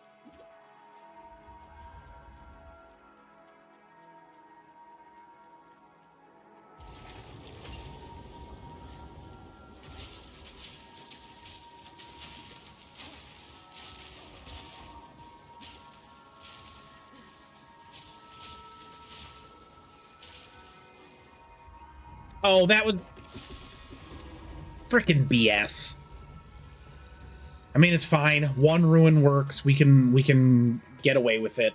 But if I die to ruin, I am ending the stream. I will probably not be able to prevent myself from cussing repeatedly.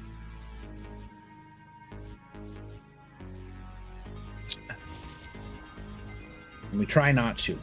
We try to be clean or cleanish. All right, runes, no. Volatiles, sure. We can handle volatiles. There's just going to be the one when we kill the boss. And when I say just, I mean... Yeah, but I enjoy this game, surely. This is fun. Balak the Sky Seer is our new boss. Let's see what he's got in his repertoire. Got some bone shards. Seen those before. Some hands. He looked like he charged up there. Oh, he threw some lightning orbs at us, which we circle striked. Oh, he's in the air. So he's got a slam or a dive bomb. Would be a better way of describing that. There's some lightning orbs, so we're just going to be a little bit of ways. Is this a slam? Oh, no, that's not a slam. That was something else. That was just some straight lines we gotta strafe out of.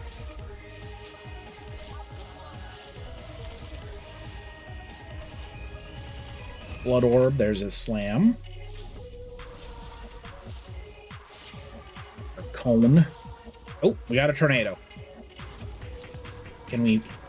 Are we fighting the boss at the moment, or we're avoiding the boss? Can we attack the tornado? No, it doesn't look like it. Okay. So that's just an immunity sequence where he regens his energy shield? Come on, game. That's not cool.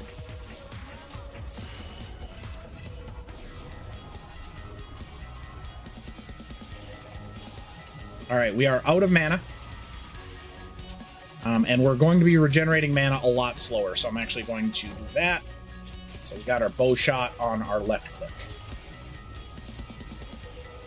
Dodge there. Watch out for the lightning orbs.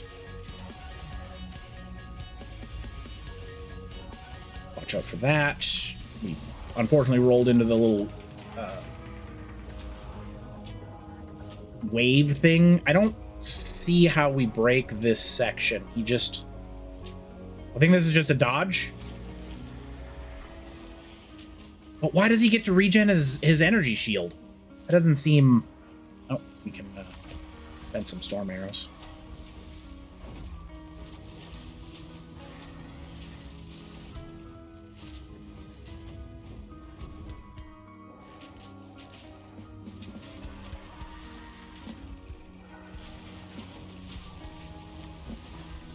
I dodged that.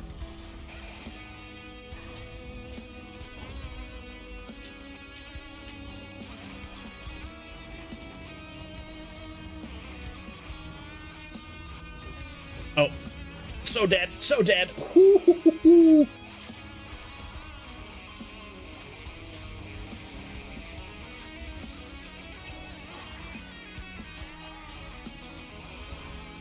Come on.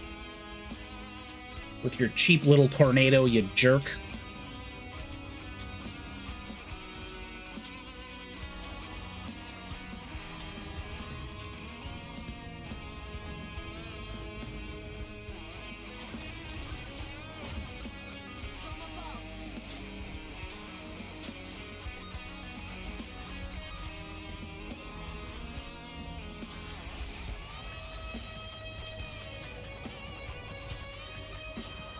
Go down, you ugly SOB. We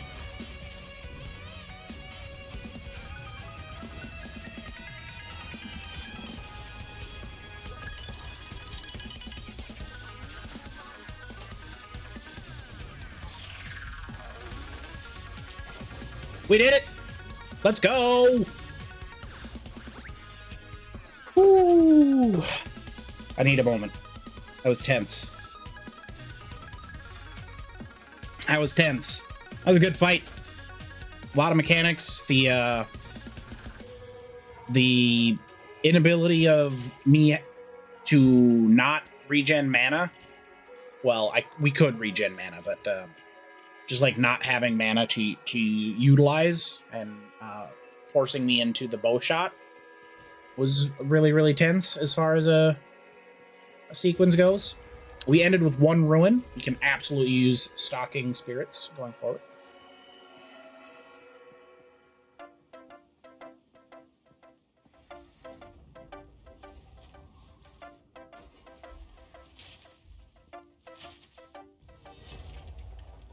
And now we get all of our treasures.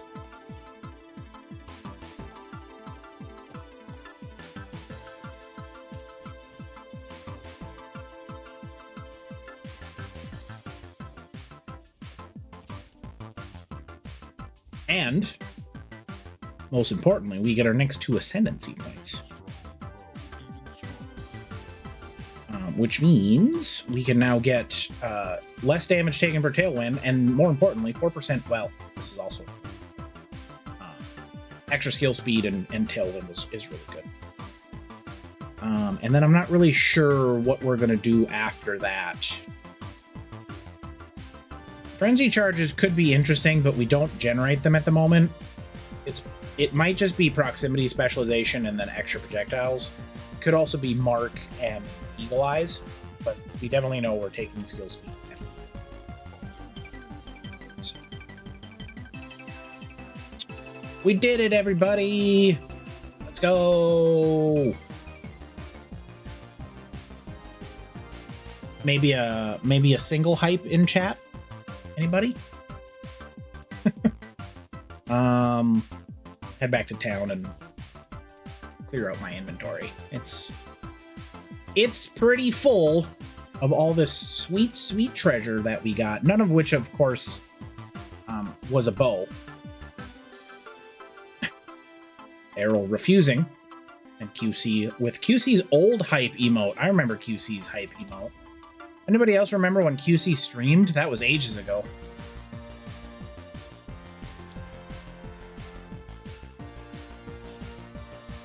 Oh, we've got a corrupted life flask. That's completely useless. We don't need that at all. No. No. No. Maybe. That's a lot of physical damage.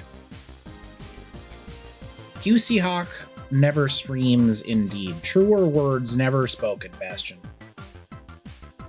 The 50% bleeding on weapons is actually kind of interesting. Jewel. But I believe we are close. We're not even close. We are full on our chest pieces, so we got overflow.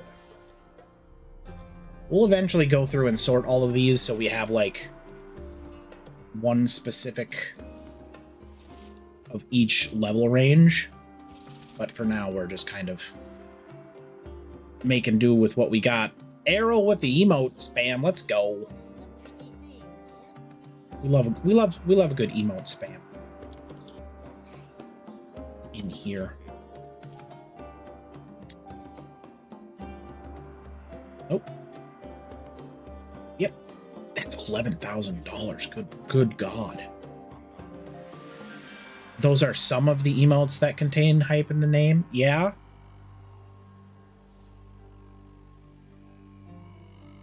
Somehow I doubt you have any more. Couldn't possibly have any more.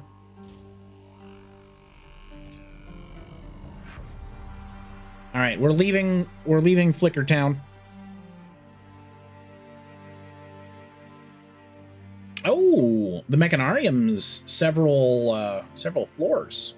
Oh no, this is just the Temple of Chaos, and then we got the Venom Crypts. This is just the underworld map. Got it. All right. Well, anyway, to the Mechanarium, we continue our storyline as we move into the last hour of tonight's stream. We spent a full hour ascending, which is a little rough, but hey, we do what we gotta.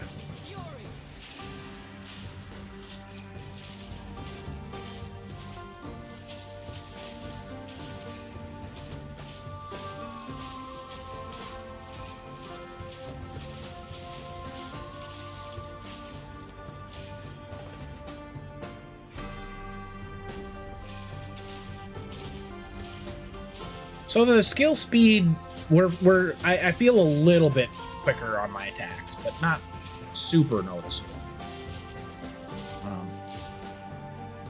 Of course, that sort of thing is multiplicative. The more, well, it's technically additive, not multiplicative. But the more you get, the more you use. Bastion does have 2 hype emotes, which seems like seems like too many hype emotes. They're, like, how hype can one streamer get, one wonders.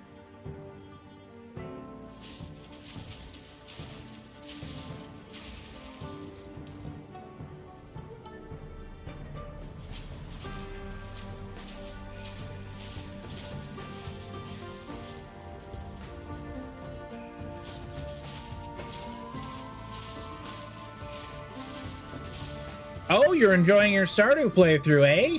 Let's go. But how many emotes to celebrate not a lady's birthday? I don't even know who that is. But happy birthday to them.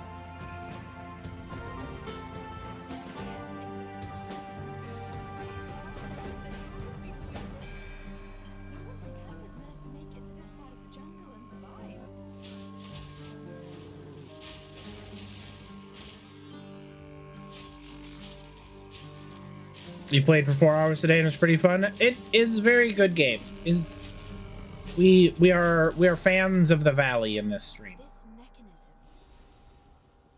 All right, let's go find a small soul core. I just moved like a bunch of those. One could say that I'm a soul core transportation specialist. I don't know why you would, but you could.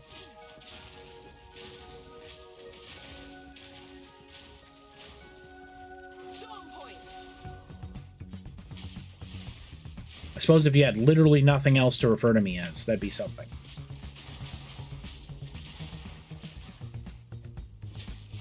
Not a lady is Kev Bone's sister. I don't know who Kev Bone is. And once he announced that, we celebrate her birthday, even though it's January 6th.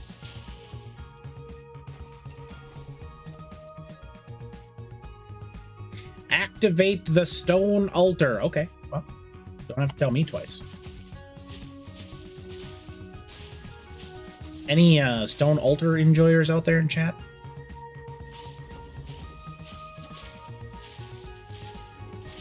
Playing Lethal Company? Nice. He's a good bean. We do appreciate a good bean.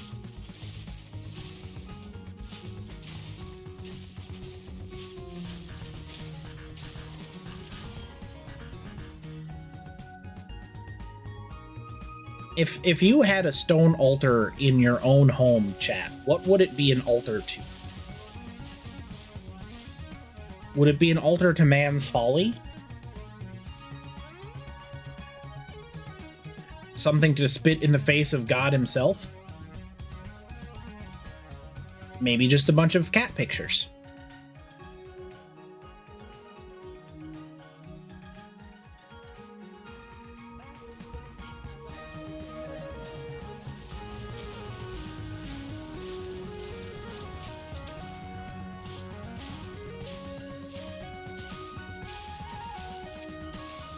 An altar to K Bueno.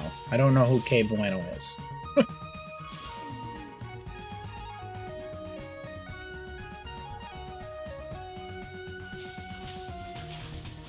Have you ever asked yourself, what if God was one of us?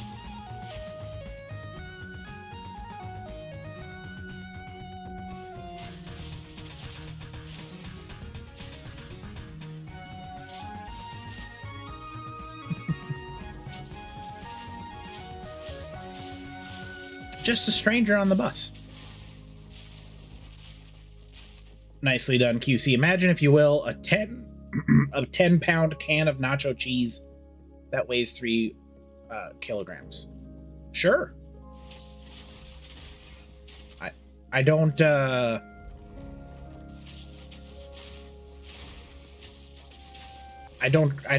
quite understand exactly what you mean by that, but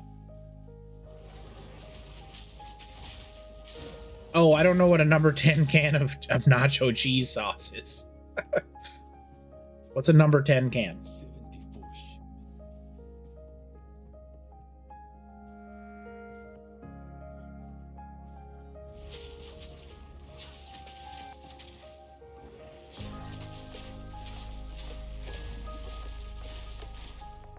The room is full of gold, and I will not abandon it. You will let me into this room. Oh, I need a soul core for it. I've killed so many things. Can't I steal their souls? Ugh.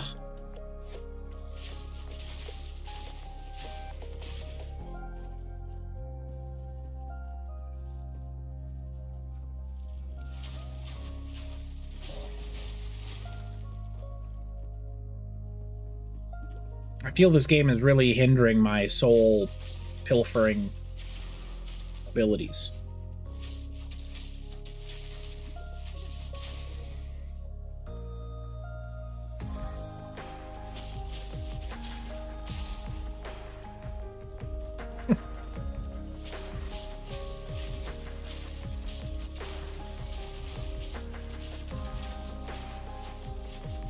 Hollow joint the shuffler.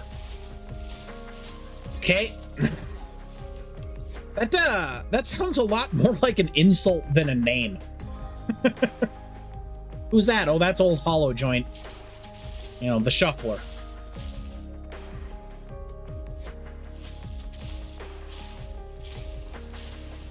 Hey, it's my Discord.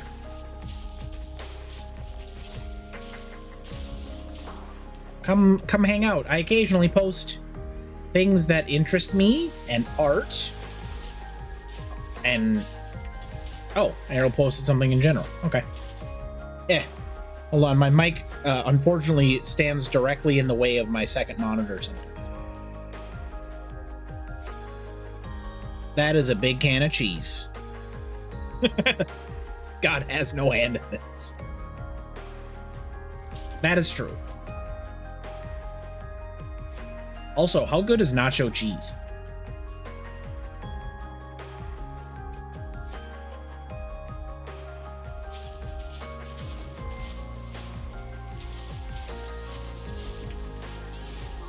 Or to trigger a Bastion response, how good are nacho fries from Taco Bell?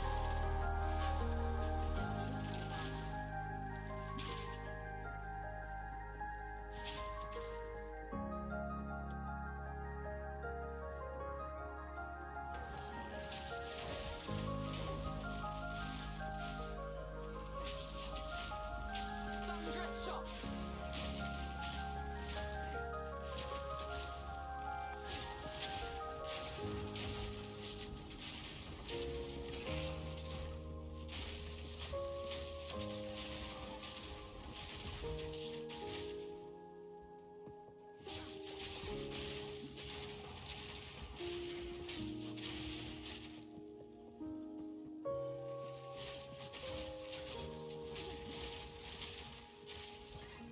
I like the little robots that spit out grenades. That's a cool monster type. Oh, that small soul core means I get treasure.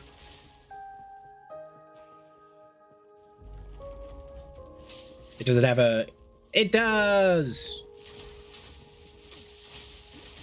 I always love when quest items have inventory space. Partly because it's incredibly annoying and they should never do it, and partly because I like to see what they do for the design of the quest item, which is almost universally something that people get out of their inventory as quickly as possible. So sometimes you can get some really wild designs on quest items. Because the graphic artist is just like, no one will ever see this. And, you know, they'll put just a blob of fleshy mass or something. And you're like, that looks like a Wang Dang doodle. It is sleepy time. It's already 10 o'clock. Have a good night, Errol. Hope you have a good Monday.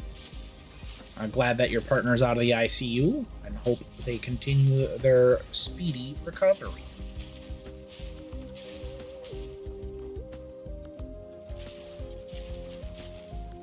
I know that much like Garfield, I feel that few people do like Mondays. I have no strong feelings regarding Monday one way or the other. I don't dislike them. Every day is a blessing and all that.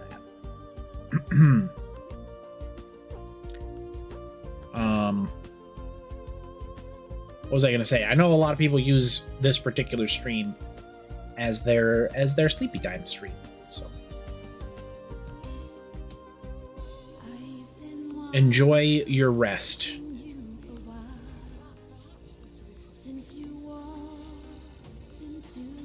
My ranger said possessions don't interest me, and that's the least true thing one of my characters has ever said.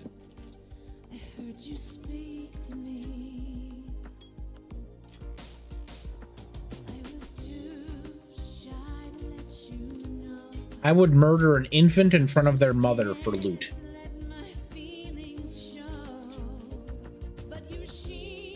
Let's grab that. Let's do a waypoint. We're off to the Flicker Town, everybody. Look away. The Boomtown Rats reference would have been worth an Errol point.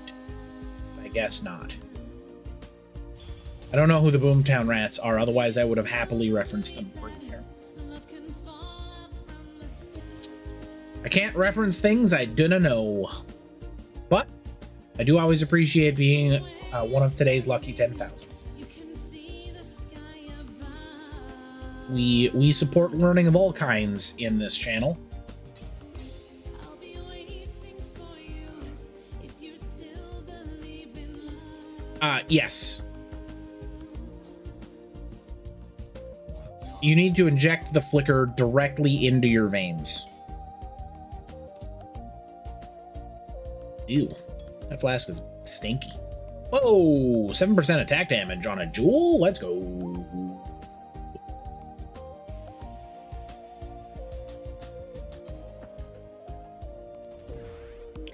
Let's go. All of these are blue and useless. Do, do, do, do. All right. That. No, this one. Flask effect duration. That's not the worst. What do you get? 20 damage. Oh, that's really good. What do we get here?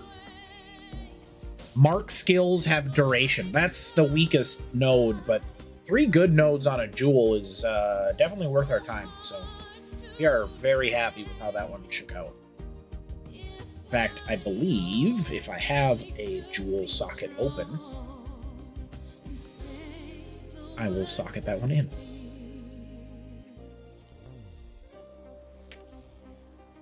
All right.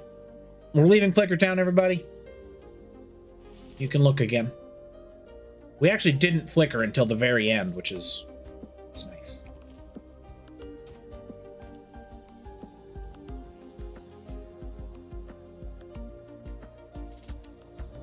I will say I sort of hate the layout of this place just because of how winding it is.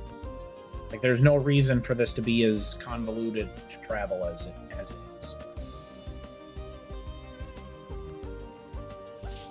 We'll make do.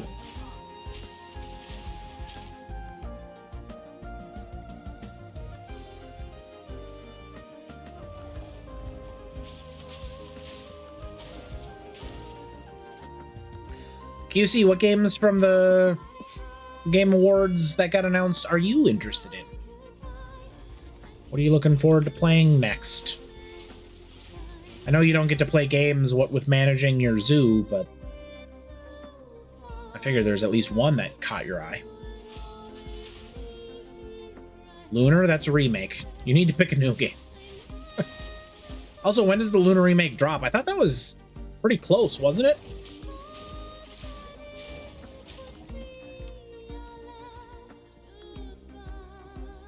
Was it like Q1 2025?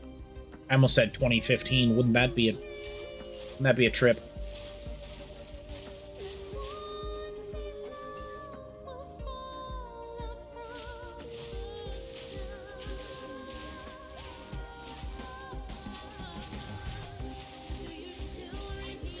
I will miss, unless they don't change it, I will miss the enemy naming scheme for Lunar. As got a little weird. They got weird with it. Much like Frank from Always Sunny. They didn't know how much was left in the game, so they decided to get real weird with the names.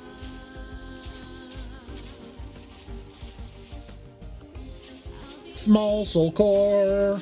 Doop doop doo.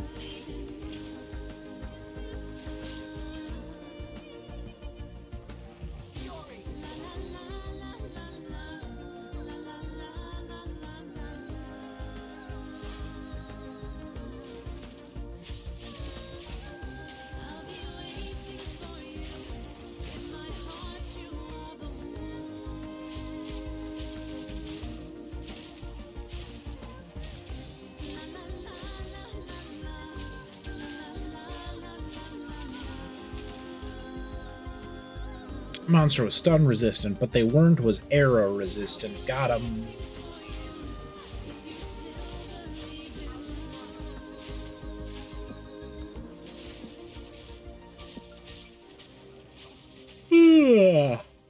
Goodness. Like I said, my nap was not very good at all, so we're still a little tired. I have 2 soul cores. I'm soul core rich.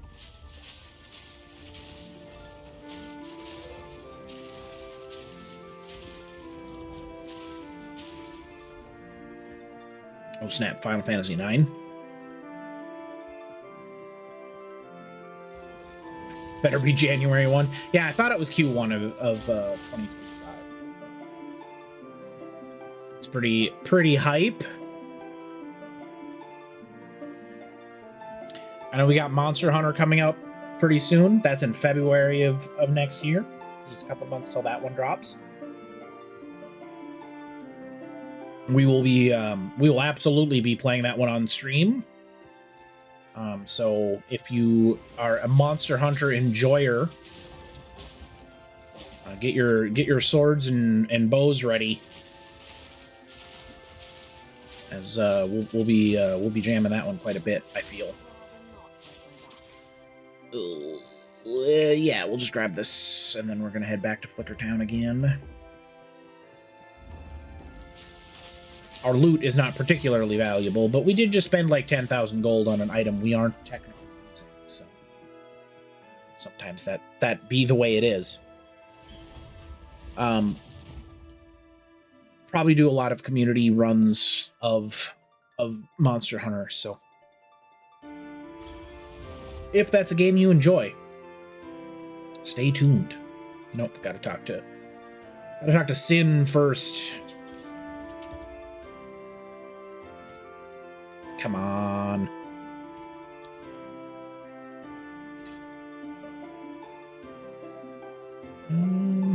I guess we could.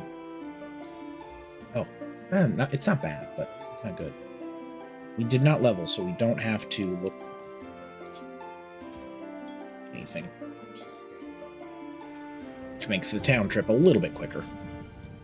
I remember before I left the Path of Exile subreddit, because as everybody knows, the fans of games are the worst part of games. One of the complaints that popped up was the Tetris inventory, which is like just the dumbest complaint.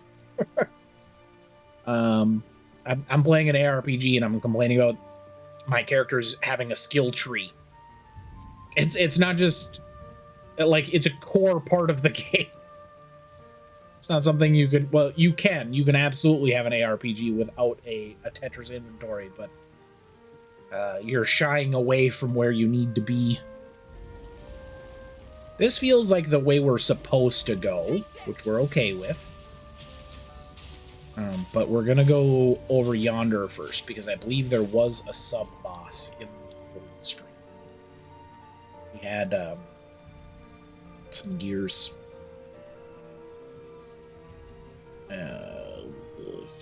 Do we click this to go? Yeah, we've got Blackjaw the Remnant, who appears to have us either a passive point or some valuable reason to moida him. So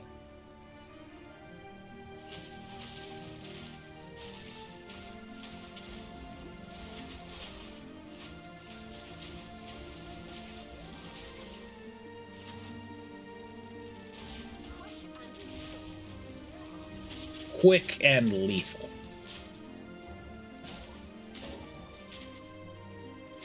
Oh, that's a wall. Can't go through there. We gotta go this way.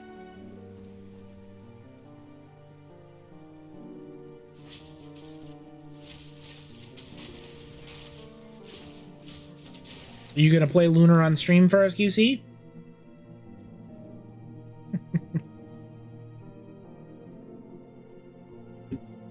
You gotta beat my days streamed record next year. I still remain continually surprised by the number of days that I have, but okay, that we got it backwards. The one that we were at was the one with the boss, or the boss in it. This was the way forward. So we'll double back. We should have realized by the checkpoint, but c'est la vie. It's a cool looking shield. I know during one of the early press tours for Path of Exile 2, they talked about how the like item designer was going through and updating all of the old Pull 1 items and stuff to modernize it.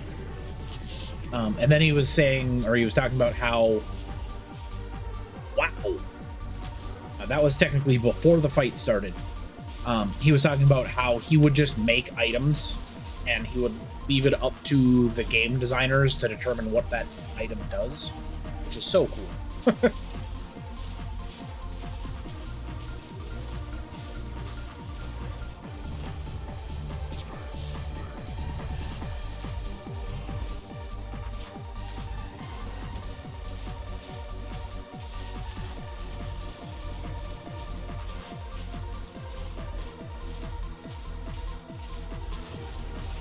All right, that was that boss. Kind of just beat him up real bad. Grants 10 fire resist. We'll take that. We'll absolutely take fire resist. Got a jacket and a shield. Let's check the jacket. Nope. Nope. Always need more loot, but we got pretty decent pieces. One of the nice things about leveling as many characters, still dead end. Leveling as many characters as I have is that each character gets every level we get a NPC roll for rares, and then we also get our drops. So we're wearing some decent gear.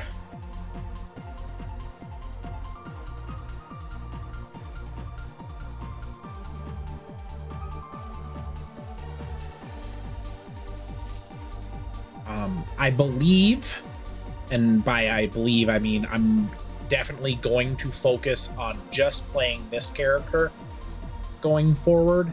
I think this is the boss too. I want to get it through Act 3 so then we can just play through Act 3 and get this character to maps.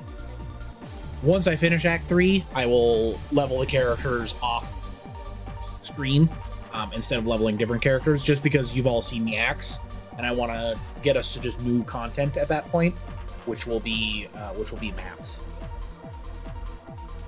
Search Chiquani's Sanctum for 2 medium soul cores. Okay, so we're upgrading our soul core size.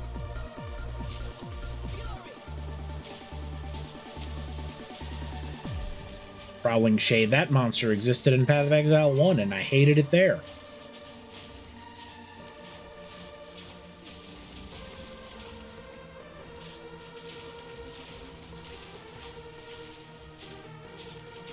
It looks a lot cooler in this one, but all the monsters do. That's not terribly surprising.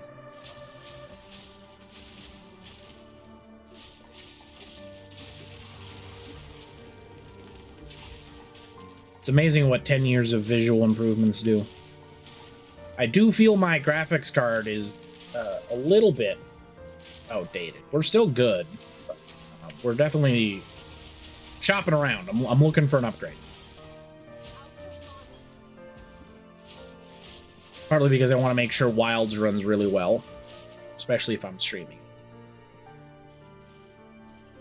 Especially if I'm streaming it. Can I just shoot you from there? Sure can. Definitely am gonna.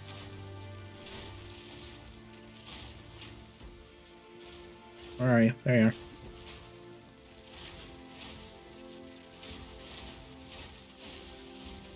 Nice.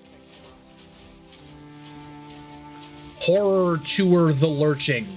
More like Horror Chewer the I am DED dead. Let's head back to town. Inventory's full.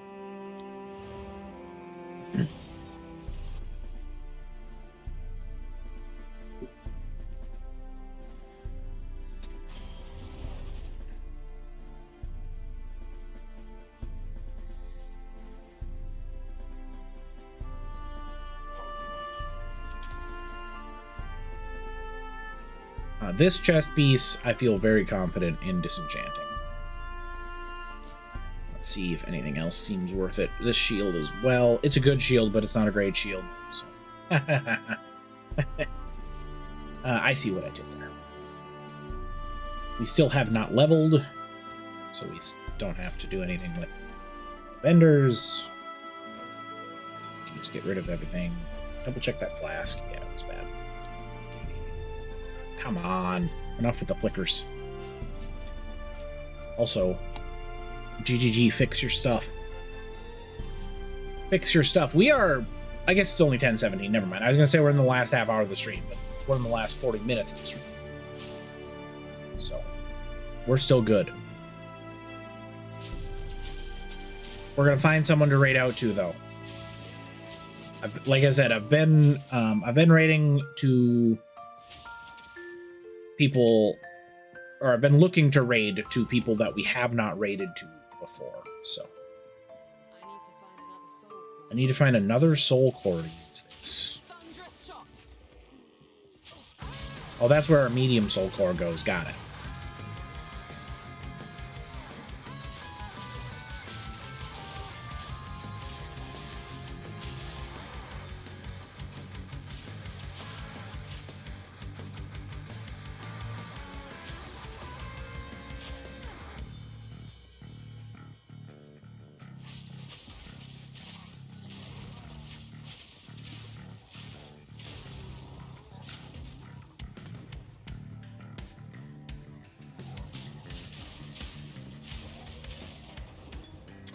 Raid mana flask. I think that's what we're using, isn't it? We're using a giant flask.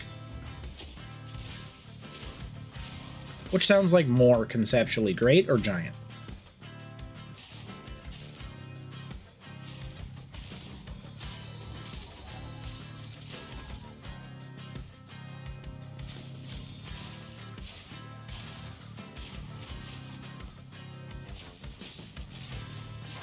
If you said to someone, I have a giant pile of ice cream versus I have a great pile of ice cream, what would you expect them to think as to your amount of ice cream?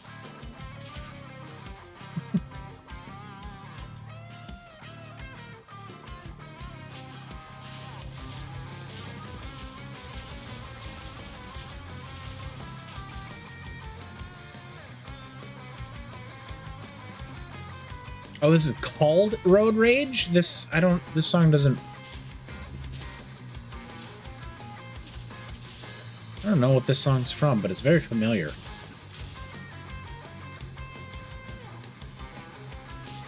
Alright, we found another generator.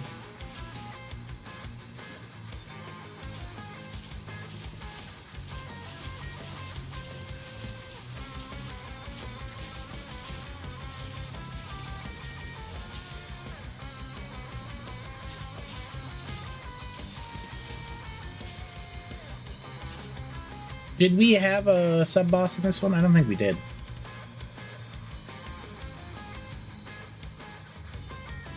I believe he was just in... Oh, never mind. We've got Picate's Mechanism, and we got Zakatl, Warden of the Core. So we've got two. The Warden of the Core, I feel, is someone who's going to give us the Soul Core. Large or otherwise.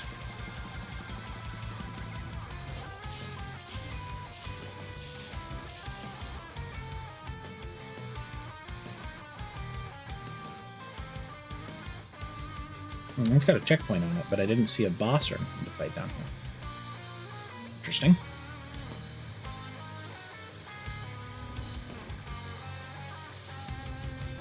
Still requires a soul core. Alright.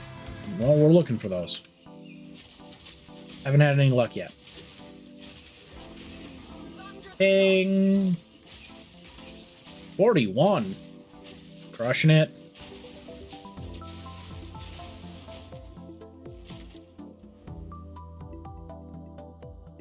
Critical damage, critical damage.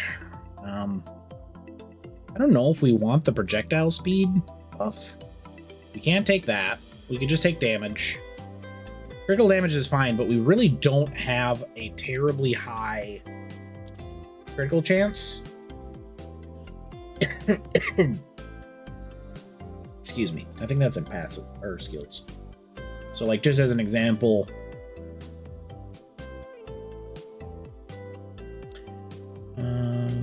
pierce chance 115%. Yeah, we're at 5% critical chance. So we don't crit too terribly often, which means critical damage bonus is pretty low. We get critical hit chance from this, but we're not really focused on it. That was just kind of a decent node. We could just take the damage. We could get another one of these. I feel like I want this node, so I think we're going to take the jewel socket and move down to acceleration.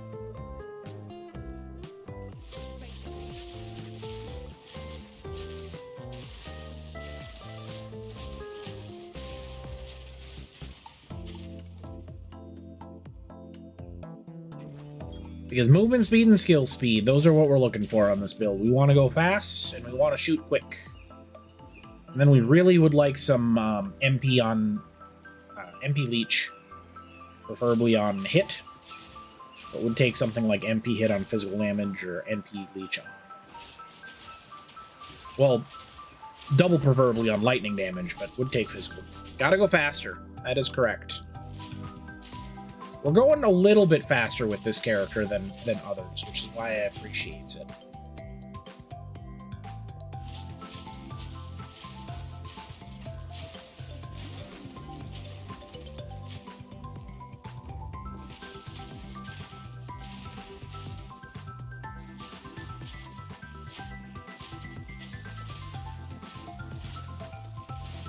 I also really appreciated, now that we're done with it and we succeeded, that each of our trial attempts we got a different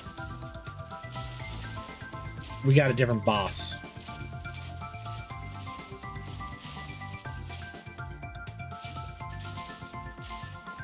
Yeah, that's right.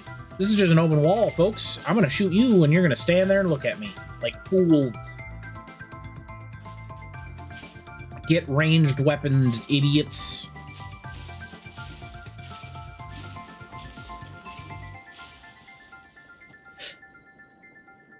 Like the Butcher in Diablo 2. Best way was to trap him behind a fence and use Flame Wall on him.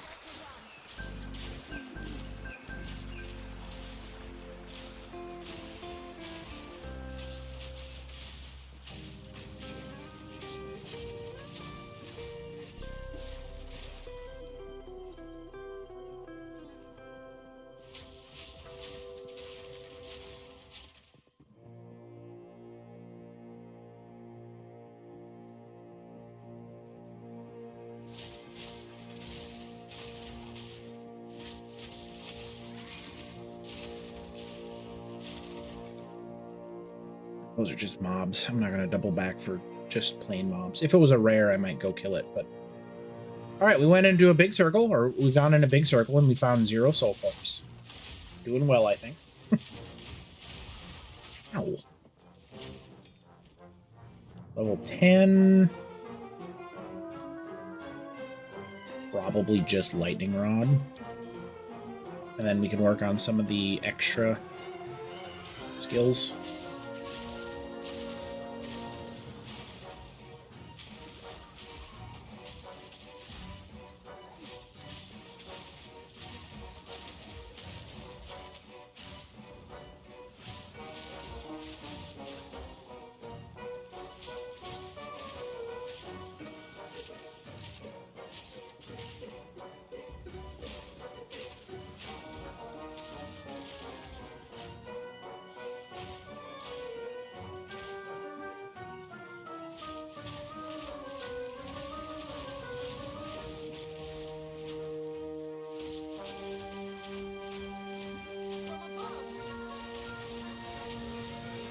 I do love killing those prowling shades.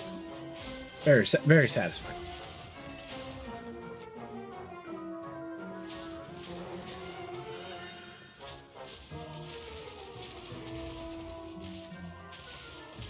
This sounds like Tim Burton music. Apparently from a pinball game. Should I switch to being a pinball game streamer?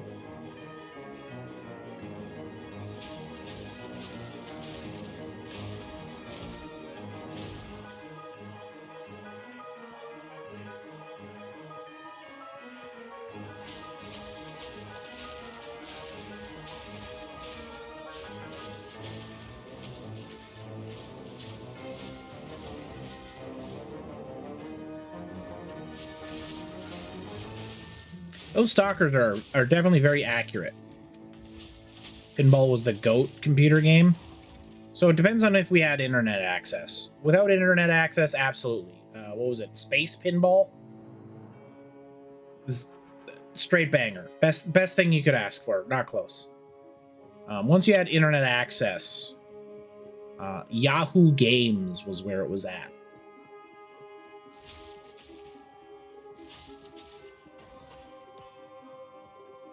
With such hits as, what was it, like JC's Quest or something? And then there was Pool. Played a lot of Pool. The game was sweet. JC's Quest? Something. It was something Quest.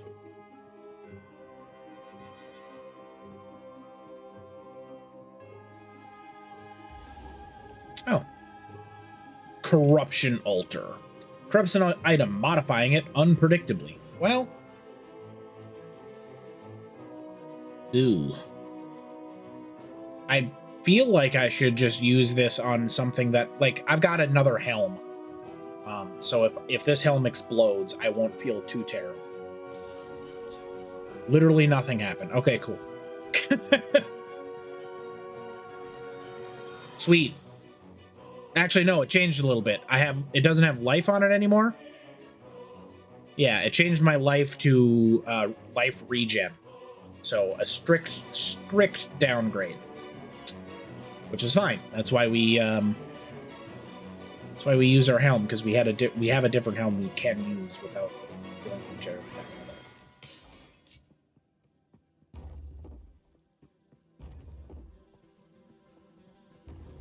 Much like in Path of Exile 1, don't corrupt what you can't lose.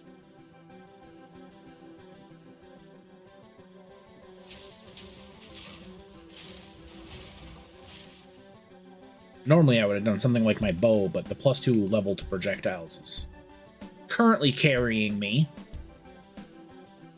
It's got a decent flat damage. 31 to 54 is usable. We definitely need higher.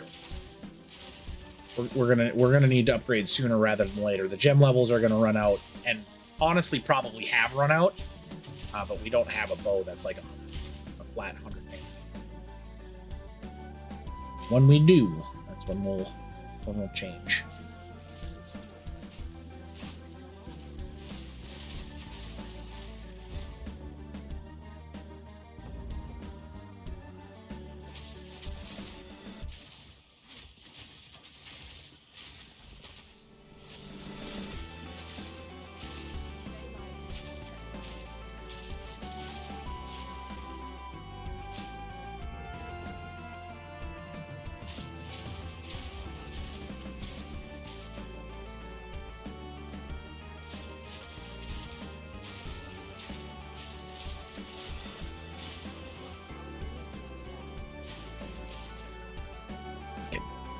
Tetris. Ha. Those shoes.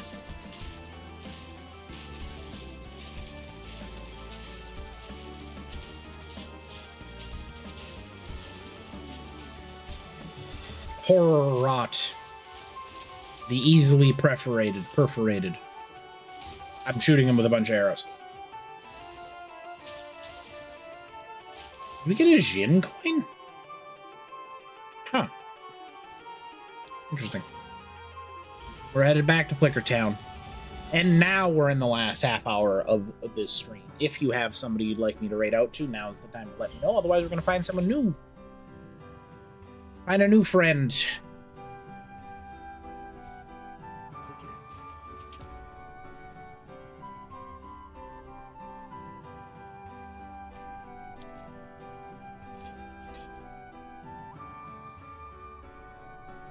Ugh.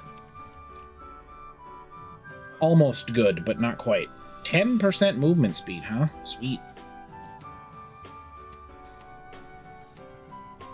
+4 to level all melee skills? That's huge. I know melee skill, or levels in melee skills is not as important as it is in like spells. That's a lot of int. Or, sorry, that's a lot of energy shield. 150 something's huge. Ooh. Let's see here. Accuracy ratings, whatever. Flat fizz is good. Flat cold is good. Piercing is bad. If this didn't have Pierce, I would absolutely, because as we learned when we gained one guaranteed Pierce, Stormcaller Arrow just don't work if that exists. If we pierce with Stormcaller Arrow, it does not summon a Thunderbolt. And, well, we need Thunderbolts. Ooh. I don't want to roll for increased charges, so I'm not going to, like, buy flasks and try for that. But we're definitely going to be checking for flasks that might have it going forward. And I believe I want to disenchant that. Decent resists and int, but everything else about it's pretty rough. I guess the armor energy shield. We'll just shred it. We'll just shred it. My drink is out of itself, but luckily I was smart enough to bring spare drink. So we're good. We don't have to get up. We don't have to interrupt the stream. All right, we have almost completely cleared out this temple, which is good. We've got our 2 soul cores, which is also good. We are seeing bigger flasks from our vendor, which is good. This is not bigger. That's still colossal. So, everything's good.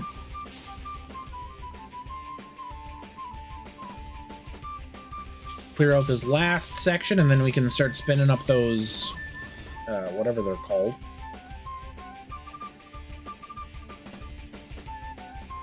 Generators, there we go. Which I'm guessing is just going to summon a bunch of monsters for us to fight. Based on the positioning of it being a wide open room.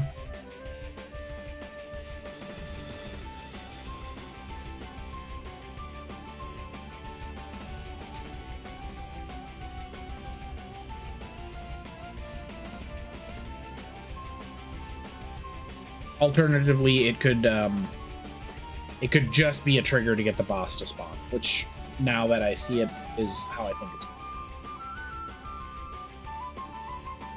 I went probably the worst possible way, but...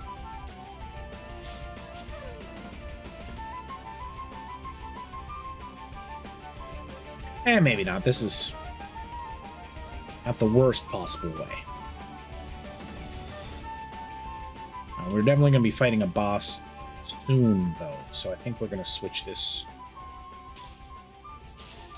over to Stormcaller Arrow, so I don't have to do that in combat. I have gotten really good at switching my skill in the middle of combat, though, so that's a big plus, right?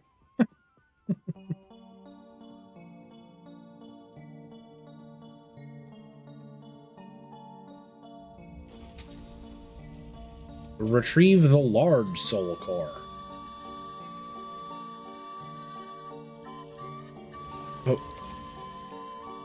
Oh, near Alba, okay.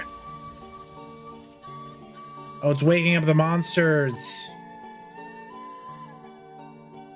It's waking up the automated defenses. That's actually kind of cool. So, like, this thing would have power, and all of these things would probably have power.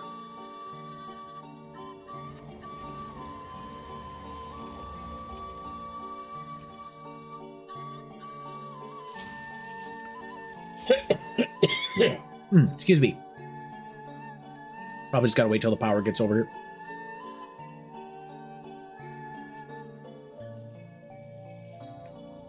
There it is. Oh goodness. I think we're okay. Wondering if I needed a mute. Defeat Zicotl. I have a sneaking suspicion that's this wall monster. Alva just nopes out. That's hilarious.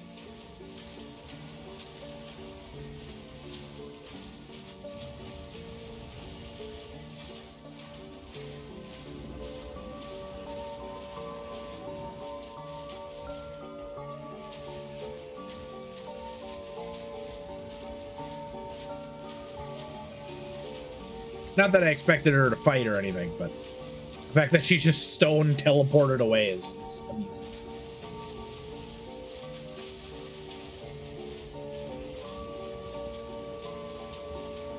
Well, that was a fight.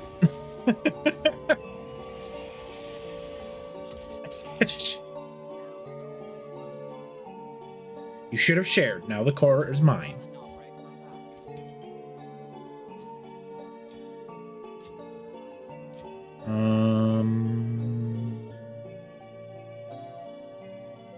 I suppose freezing salvo is the one that I would use the most. And it doesn't look like we can get these mail vestments, so we'll just leave it. Return to the infested barrens and activate the stone altar. Okay. Did we get a rare or two? We did. Wow, what a terrible pile of loot. Guess we got a stone barrens.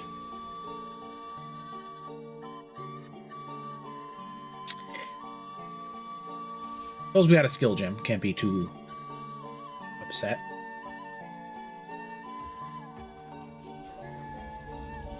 Here goes nothing. Hey, we did it. We drained the river.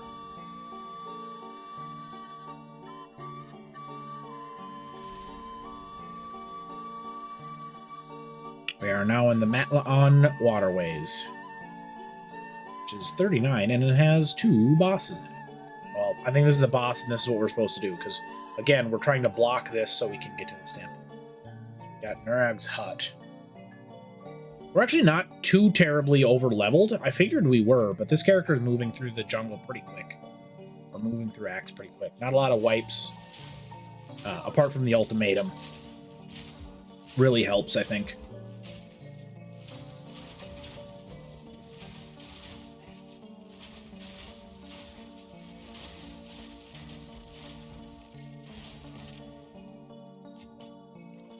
We are pretty full on inventory, but we'll wait until we're complete. We want to make sure we're experiencing Flickertown as little as possible. Although no one at this point is watching. You're all asleep.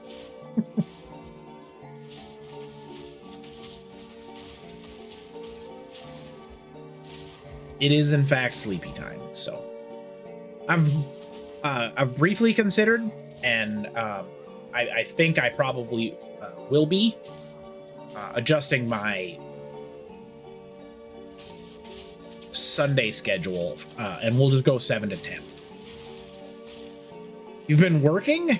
Well, I mean, you'll be asleep soon, I'm sure. So I'll start an hour earlier and end an hour earlier, just because my current crew, all y'all are in bed by 10, so going to 11 is fine for me, but does no good if everybody's asleep.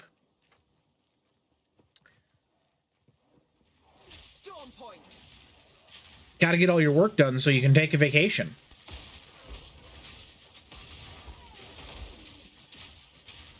Is your place anything like mine? And when you take a lengthy vacation, when you come back, you just have more work than if you had just continued to stay at work? So vacations are just the worst thing ever.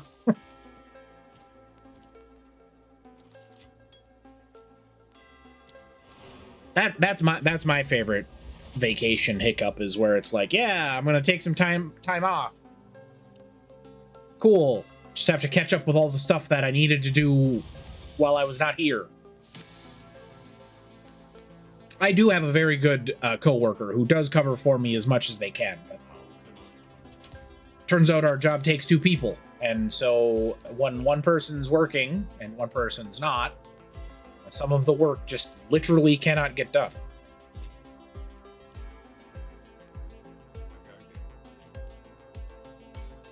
Ooh, what was that? That is a huge roll. No one's a one-handed mace user. That is I hate to actually vendor that.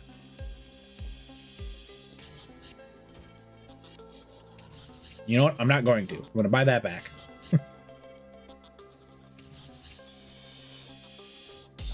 I believe I leveled. No, no, we didn't. Ow. Team Lead got a promotion, but her leaving is going to cripple your team. Yeah, yeah. That's the team changes that are detrimental to the team itself are always my favorite.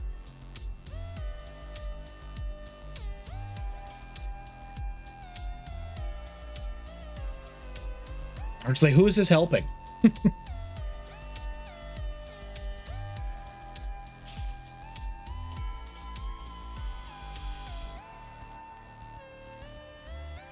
And of course, you always have to, like, it's not like you can say, hey, don't promote this person, because that's more money for them. It's more job security, but you know it's just going to roll downhill, so to speak. As no one hires the appropriate replacements for people and gives them time to train replacements, because that would cost more money.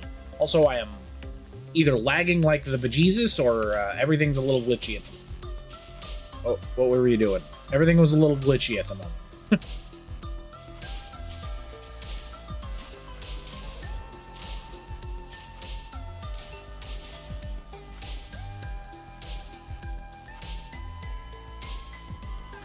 Okay, they do. This game does not like those levers.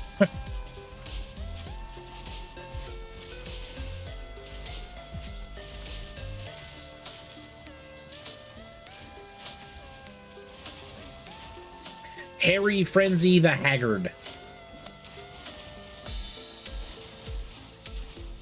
is dead.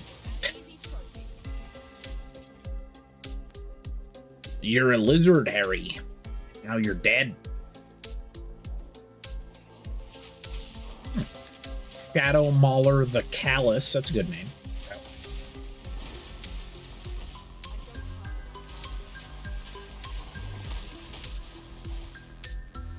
Also dead.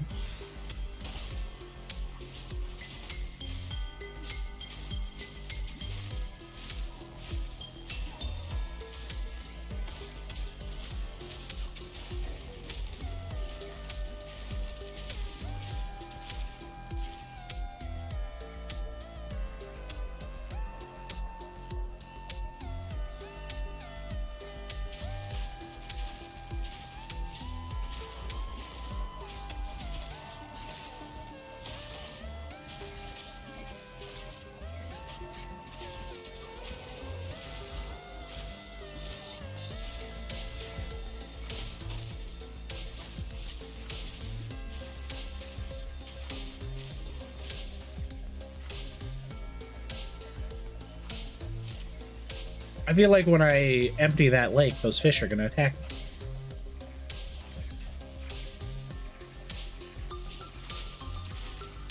Why do they have feet? Why do the fish have feet, QC Hawk? That's... Fish don't have feet.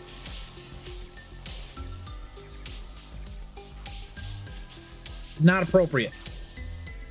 Oh yeah, we're steadily draining the area.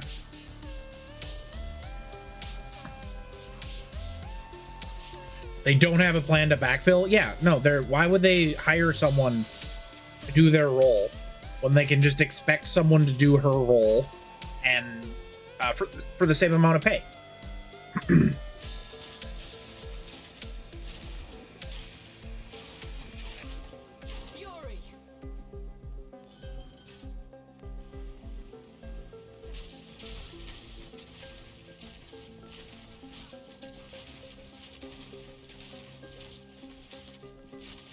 Someone could just do twice as much work. Oh, did you explode or did you teleport? It looks... You rubber banded. Okay.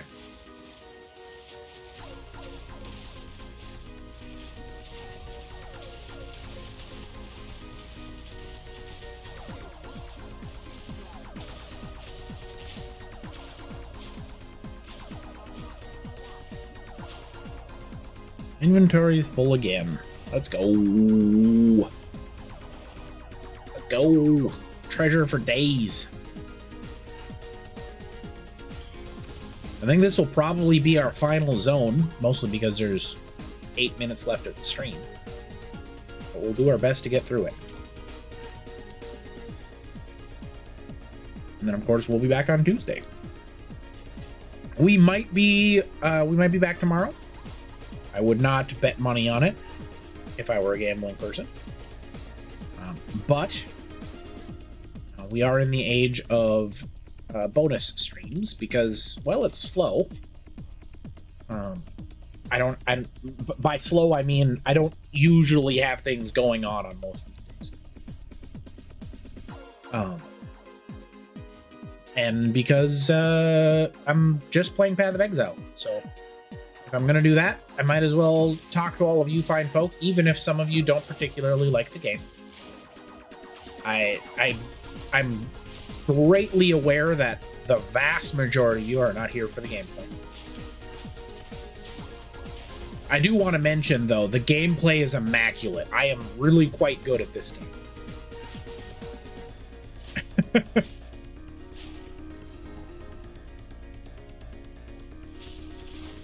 Nareg of the Vile Word.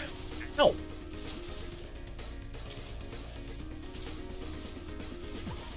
Heals allies and suppresses recovery. Gross. Well, you're dead now.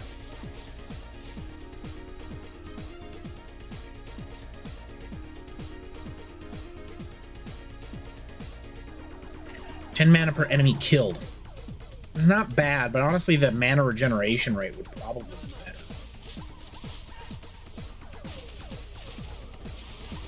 Especially on a character like this who's just constantly struggling to keep their mana up while utilizing Storm Arrow. As you can see with most bosses, it doesn't matter because I delete them before I run out of mana flask charges, and when I don't, I'm able to just auto-attack them to death. But it could matter. It could be more of a problem than it has been in the future. So it's something that I'm aware of and being mindful regarding. Not worth it for 10 gold.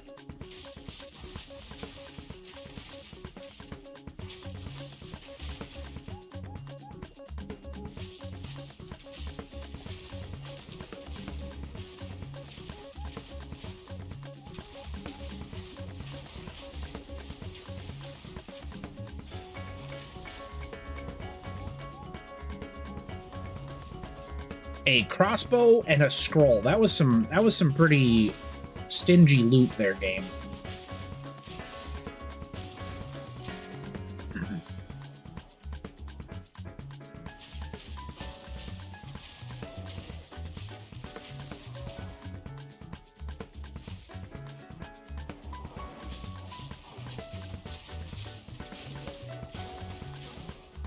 Stingy loot.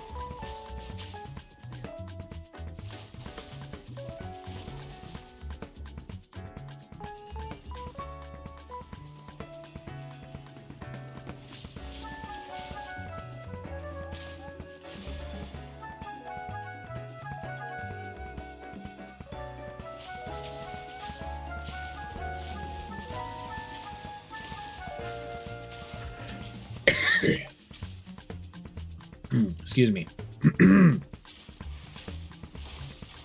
That was not a good cough. I did not enjoy that at all.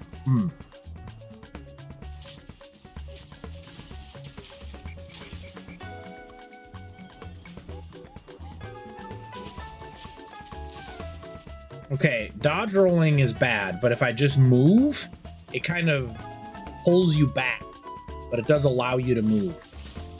That's kind of interesting.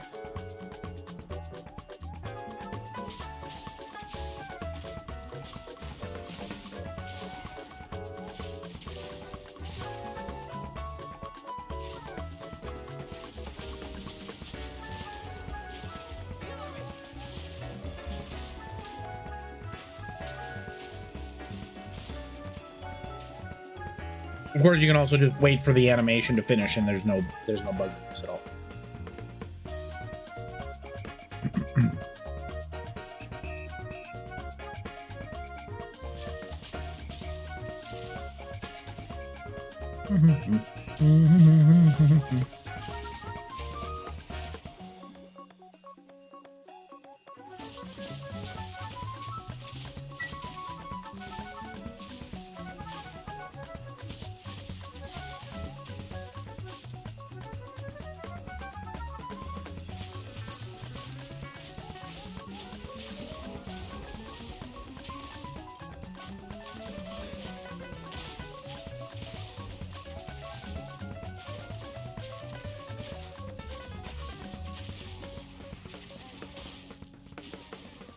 Whatever that mob was, that hit hard. That was like half my bar. Storming arrow.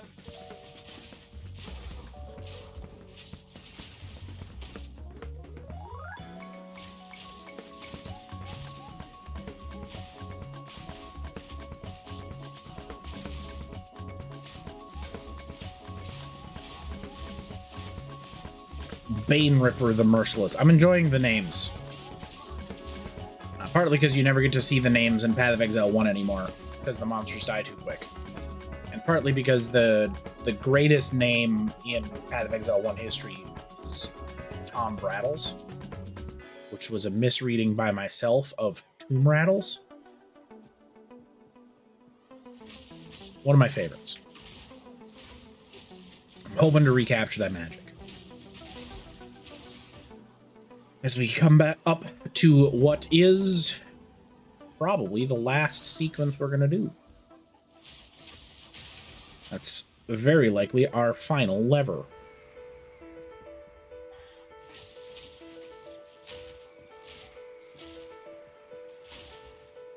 Do we have to walk all... No, we go this way. Okay.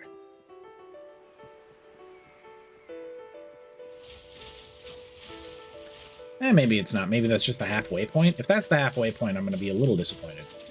Halfway point disappointed. That's good stuff. But I don't think that's the case. I feel like we've drained the swamp.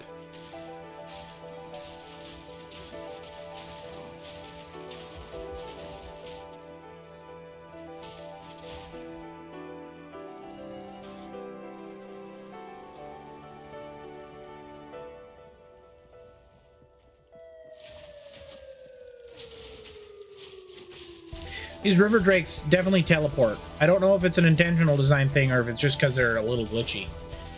What with their initial state being underneath water. So I'm thinking they can like travel underneath where the water is, and then once the water is raised, they pop up. We're going to this node. We already got the jewel socket. I didn't even put a jewel in it. So good. That probably should have been strength, but we're okay with Dex. Okay, one's drained.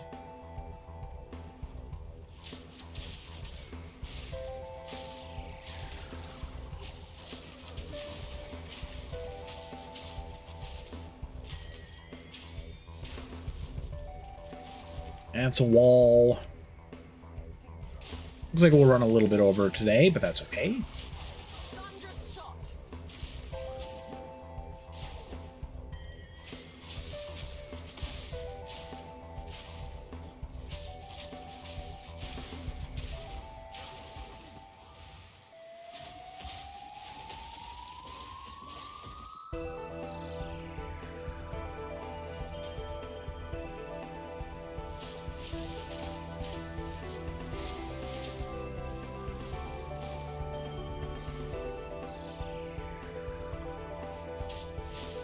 Could you imagine walking through that slime?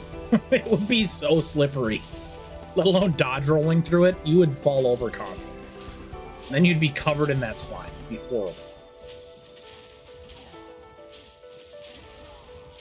Don't even get me started on the smell, which would also be completely unbearable. I guess unbearable is not quite right. It would be a unique odor for certain.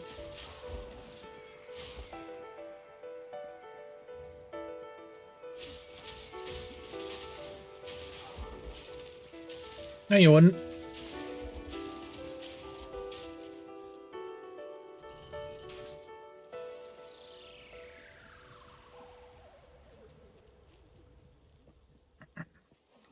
You would absolutely not.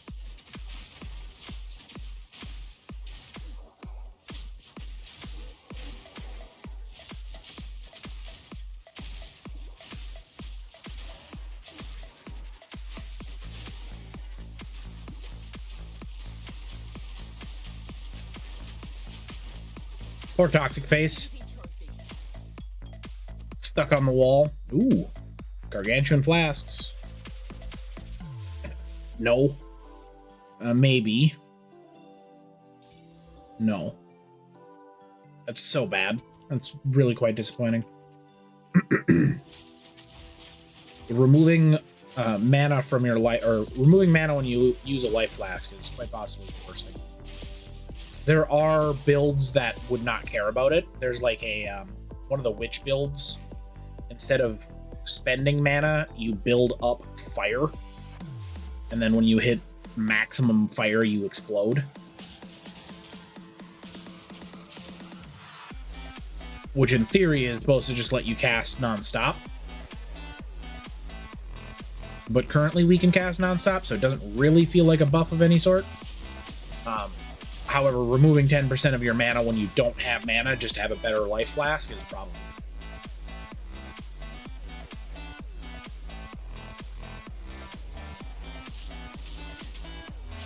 You bet you would lick it? I bet you wouldn't.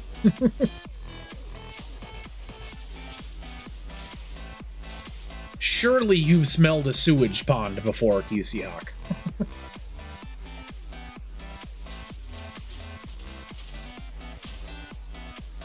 Especially out in Iowa.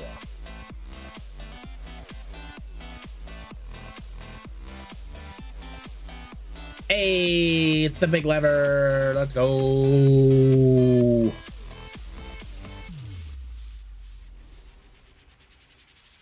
Is that it? We just teleport? There we are. Wah, wah, wah, wah, wah. Why would there be an option for them to flood the city? I'm guessing that there's something bad down here. Because that's the only explanation I can think of, where they're like, well, we unleashed an unstoppable creation, so let's just flood our city to prevent it from escaping into the world. And so, yeah, that's actually going to be, that's we're going to do it. That's going to do it for tonight's stream. I'm going to teleport back home, and we're going to clean that up. And we're going to save the last 2 bits of our zone for next time, for either tomorrow or Tuesday. Let's see here. I want to thank everybody for being here with me today. We had a good group. Hold on. I gotta switch to my outro screen. There we are. We had a good group. We had QC. We had Shirley a button. We had Half Bastion. We had Claire. We had Comrade. We had Turtles. I think that was everybody. I think that was our full squad. Yes, I believe that was our full squad. So, remember, likely tune in tomorrow morning for Shirley's stream. They don't have a schedule just yet, but I imagine they will be streaming tomorrow morning. I will be streaming Tuesday. We'll be streaming Wednesday, and we'll be streaming Sunday. Monday, Thursday, Fridays are up in the air. Might be bonus streams. Might not be. I'll let you know in the Discord. Remember, as always, be excellent to each other, as we always say. And let's see who we're going to raid out to. Like I said, I'm going to find somebody new. So give me just a moment here. And we'll do just that. What do we got? I want someone low up time. And a smaller amount of viewers. Because I want somebody who I could raid out to in the future, right? And have not overlap so much. This person's been streaming for 11 hours. Oof. Oof. That's so long.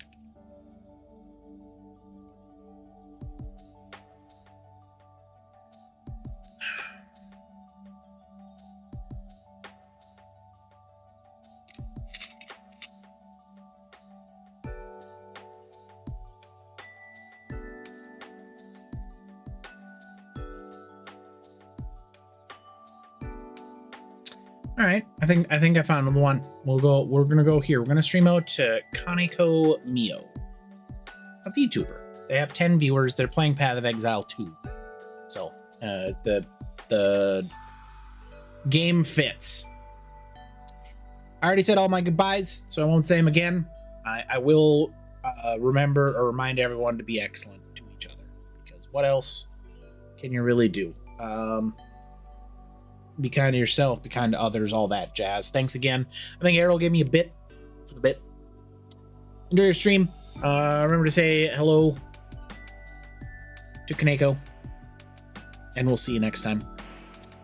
Bye.